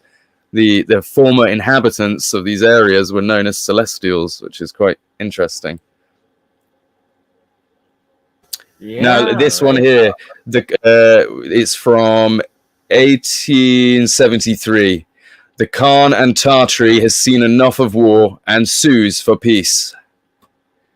But it's not a real place, but it's suing for peace, Right? Like, the cognitive dissonance just pisses me off. How the Chinese came to wear pigtails. There was a war between China and Tartary. It's not a real place, but it had a war with China. Somebody should have told the Chinese, No wonder that they weren't winning. They were fighting ghosts, apparently. Just narrative destroying, and and there's another one. Check this. So this is a poem. Right now, like, this is absolutely epic. I'm just saying, like, the more the merrier. Keep this going, because I'm gonna edit it and republish it as just us, the Brucey bonus, and get people stoked up for your upcoming new episodes on all of this crucial new hardcore research by Luke at Ancient Historia. But yeah, are we finishing, or are you carrying on? No, I said continue. Keep going. Oh, sorry. Yeah, I can't hear you because I haven't plugged in my my headset yet. So my things. But this is, again, you can't see it very well, so we'll go on it at some point. This is talking about this is a poem or story based on a poem about Mazeppa, or the wild horse of Tartary, and it's it mentions the king of Tartary, who's known as Mazeppa. So Mazeppa, the king of Tartary. Now, whether it's just a story or not, up to you. But this story appears in quite a lot of newspapers. This talks of the Sham of Tartary declaring war. So if we have a look at this one, or I think, sorry, no, the Sham of Tartary convinced somebody under the influence of the Grand Vizier and the Sham of Tartary. Yeah, so he convinced this person to declare war on the Tsar's Majesty in 1711. So he wasn't declaring war himself, but he was influencing somebody. So again, these are real people. They, were part of a real country. The tattooed man, this is something you'll find. Apparently, this American, and some others were captured by Chinese Tatars, and they were tattooed. And that's apparently something that they would do to people, is tattoo them to say you were a prisoner. The key to slang, which comes from 1907. I like this one because a key to slang. And it says, catching a Tatar. I think you've probably seen this at some point, but it says, during the war between Russia and Tartary, again, not a real place, but it had a war with Russia and China, a private soldier shouted, "Captain, I have caught a Tatar." "Well, bring him in," the captain rejoined. "He won't let me," the soldier called despairingly as his prisoner dragged him into the Tatar lines. Now, this has been seen, catching a Tatar. I've actually seen this under a different description, where it says the same thing, catching a Tatar, but it actually says during a war with the Irish in the East, they caught a Tatar, and Tatar means thief. So there is an example of how they've twisted that, because they've changed it from a war between Russia and Tartary to a war in Ireland with somebody, and Tatar means a thief. It just means a thief. Don't worry. They caught a thief. Tar and Aryan, those words both bastardized. Tartar or Tartarian, also all bastardized. And Tartar is thief. Every way they could discriminate and change the perception. Like this one here talks, thence he crossed the Kyrgyz, stepped along the frontiers of Chinese Tartary, and visited the ruins of the ancient city of Bulgaride, or Bulgari, formerly the capital city of the Tartary Empire. So that is from 1830. Interesting that it's Bulgaride, and we know of the kingdom of Bulgar, the Bulgarians, the Bulgarians, Bulgari. So, these connections are all there. This talks about the Mughal Empire. The Mughals are the ones that were in India. Now, Britain obviously took over that. And it talks about them being descended from Tamerlane, a Tartarian prince who was born in the once famous city of Samarkand. And up here, unfortunately, we start getting into the British ones, which have been paywalled. I managed to get a couple, but which just mention the war between the Grand Seignior and the Tartarians against the Emperor and the Tsar and the Venetians. The Venetians is very interesting. Why the fuck were they involved? But and he even says, why have the Tartarians become mere Tartars? Now this is the actual article. It's a great article, actually. It's a person that's emailed in asking the editor, and he's saying, can you answer me these questions? And one of the questions is saying that this guy's describing the war between the Grand Seignior and the Tartarians against the against the Emperor. And this just carries on, so we'll go into it more. But it's very interesting stuff, because this person in whatever year, 1877 in England, is asking about why the Tartarians have become, sorry, I keep clicking stuff, why the Tartarians have become mere Tartars. And that's a question that we've been asking, isn't it? So same question is being asked all the way back to 1877, which is, insane. This article here references the war again. Says the Russian government has continued its gradual preparations for occupying independent Tartary. So this stuff is just it's incredible, isn't it? What do you think? Absolutely epic, man. Like, just non-stop, more sources and sources of in-your-face, undisputable evidence of documented Tartarian Empire history in the official histories of all of the global empires. Well, I think as well, though, if they were to say, well, okay, maybe it wasn't really a place. Maybe it was just a name that we gave to it. So, for example, you know, the British Empire, when it was taking over, if we were the people living there, we might have called it something else. We might have called it, I don't know, the Anglian Empire, or, you know, Britannican Empire. So perhaps it's something like that.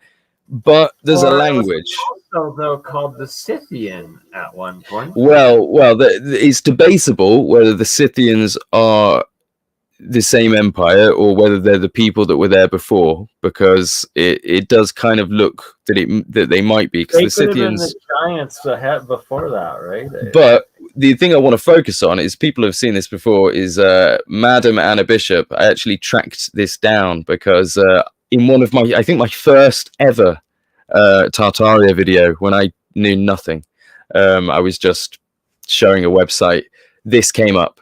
And at the time, people obviously were asking for sources of different things, and I didn't have any sources. So I actually went out of my way to find this stuff. And this talks about this person, Madam Anna Bishop. If you want to look her up, you can do, but you won't find anything about this. But it talks about her performing. So where is this from? It's from the Washington Union, Tuesday, February 13th, 1849, on page 3. So how'd you like that for sources? But it talks about her singing. She'll be sustaining 7 distinct characters in this performance. So the entertainment will commence with her celebrated musical fantastical scenes of circumstance entitled La Surfugato, but or is that a mark? Siorgato? I don't know. But in which Madam Anna Bishop will sustain 7 distinct characters. So it's a performance where she plays 7 characters in this performance, and they have costumes, and she sings in 6 different languages. And that is Russian, German, English, French, Tartarian, and Italian. So in 1849, Tartarian was as much as a big language as Russian, German, English, French, and Italian for her to be singing in it. And we go up here to this one, which I don't have the source on, but you can actually find this if you type it in, the world's alphabets, and put Tartaria with it. You'll easily find it, because it's in a few different papers, so you don't need just one source. But it talks about how many letters are in, or how many characters are in each language. And as you can see at the bottom, it says Ethiopian and Tartarian each have 202. Now, that's very different from today's Tartarian, because, and this is the reason, when Russia took over, they Latinicized everything, basically. And they turned everything to our Latin alphabet or English alphabet, but they made everything to conform with Latin, and they changed a lot of names, in fact, to be Latin names, which is really weird. I don't know why they did that, but the result being that the Tartarian that they speak now in Tatarstan is not the same. It's like a tiny, small Latinicized version. But yeah. That's here. In fact, this is, I've sourced it here, Tartarian language, and this is from England, 4th of August 1891, in the Northeastern Daily Gazette from Middlesbrough. And you can see at the bottom, Ethiopian and Tartarian each have 202. Like, that's just crazy numbers. And like, thank you. There's so much fake information out there. Shit, I'm still echoing. I'm going to let you keep talking. I'm going to exit and come right back in. I think, oh wait, it might be because my mic's picking you up, you know? Has he left? If he has, then oops, I think it's my fault. I'm going to turn my TV down. Oopsie. But yeah, so this one's really interesting. So it's talking about this nation submitted to the Manchus under the emperor's father, imploring his protection against the Russians, who, passing in armed banks out of the Sagalian into the Sangu, scored all the rivers communicating with them and became terrible to the Tartarian nations on their banks. So you see, Tartarian nations, there's multiple Tartarian nations, obviously part of the empire. Now, this is down here is talking about a treaty between presumably the Chinese and the Russian, or the Tartarians involved. But the treaty, it says, this present treaty with all its articles shall be engraven in the Tartarian, Chinese, Russian, and Latin languages upon stone, which should be placed at the bounds settled between the two empires, there to remain as a perpetual monument of the good understanding that ought to subsist between them. So yeah, Tartarian, Chinese, Russian, and Latin. Now this was from, I'm not sure exactly when this thing was placed, but the article itself is from the 1800s. I haven't got a source for it, but it's a British article. I remember that. But this is one of the ones somebody said was fake because they said that the things here didn't line up, and it's like that's just the way that the reader highlights the text for you. I've not cut text and put it in, but yeah. So that's the end of the stuff. But we'll be going deeper into it. But yeah, like you said, how interesting is it that Latin is mentioned in that? Why Latin? We need to find that stone. We need to go and find the stone. Well, where is it? Let's have a look. It says the full text of this treaty can be found in the travels of the Jesuit, although I wouldn't ever trust a Jesuit, who saved the life of the good emperor in the Vatican archives. Father Gibson. Yeah, well, exactly. It all goes back to the Vatican, doesn't it? At the end of the day, if it's Jesuit, all goes back there. But yeah, I'll stop sharing, and then for my last little thing, I'll show you what I've got, which I'm quite excited about. I doubt this was Jesuit propaganda. It sounds more like a Jesuit cover. There we go. I've got my research. Boom, baby. We got books too. Right. So I don't know if some of you guys might know Wilson and Blackett. Well, I've managed to get hold of pretty much every book available. So this is King Arthur Conspiracy Part 1. Talks about the British basically coming from like Israel, basically. This one is the part 2 to that book, which is great. This is Where is Jesus Buried? Turns out that is in Wales. So yeah, absolutely. Again, go into this stuff. Moses in the hieroglyphs. Now this is nuts. This is thick, and this goes into how the hieroglyphs can be translated with the Welsh language, like fully translated with the Welsh language. It's absolutely insane. And yeah, so grab one of them if you can, because once these are out of print, they probably won't be coming back. So you need to get hold of them. And this final one, again, another really thick one, is the Trojan War in 650 BC, which goes into that. Now these books are the best thing ever. If you want to learn about British history, which you guys were talking about, this is your way in. Real knowledge. Books cannot be edited or expunged like on the internet that's happening. That's why we encourage books. I wanted to bring up and show all my books after the research I'm going into right now, after you show yours, but I realized that I was reading them and I moved them upstairs so I don't have them next to me, but that's part of it. So I'm echoing like heck. I'm going to edit this last clip and repost it all with that. You're not echoing for me, you know? Perfect. Okay, well, maybe I'm not then. I did see a comment that it said I was. Hopefully not. Either way. It might be because you're echoing through my mic. Could be. But it's because I need to get my headset plugged in. It's too sensitive. I don't understand how this weighty thing works. Right? It's caressing it. Just a dirty girl. A dirty mic girl. And on that note, I am so glad and stoked. It was a pleasure, brother Luke. Thank you for coming on for the Brucey bonus. And great to see you again, bro. And to see you hanging out some more again, because I've been missing my brother Luke. And that you are recovered, and we'll do a full episode together with Shem Tartarian Truth right away. And get him on tomorrow. We'll do it, and I'll have a shave. I'll actually look presentable. I'll wash my hair so I don't have to have the hat on. Fair enough. Well, great. You look good as it is, and happy Easter, everyone.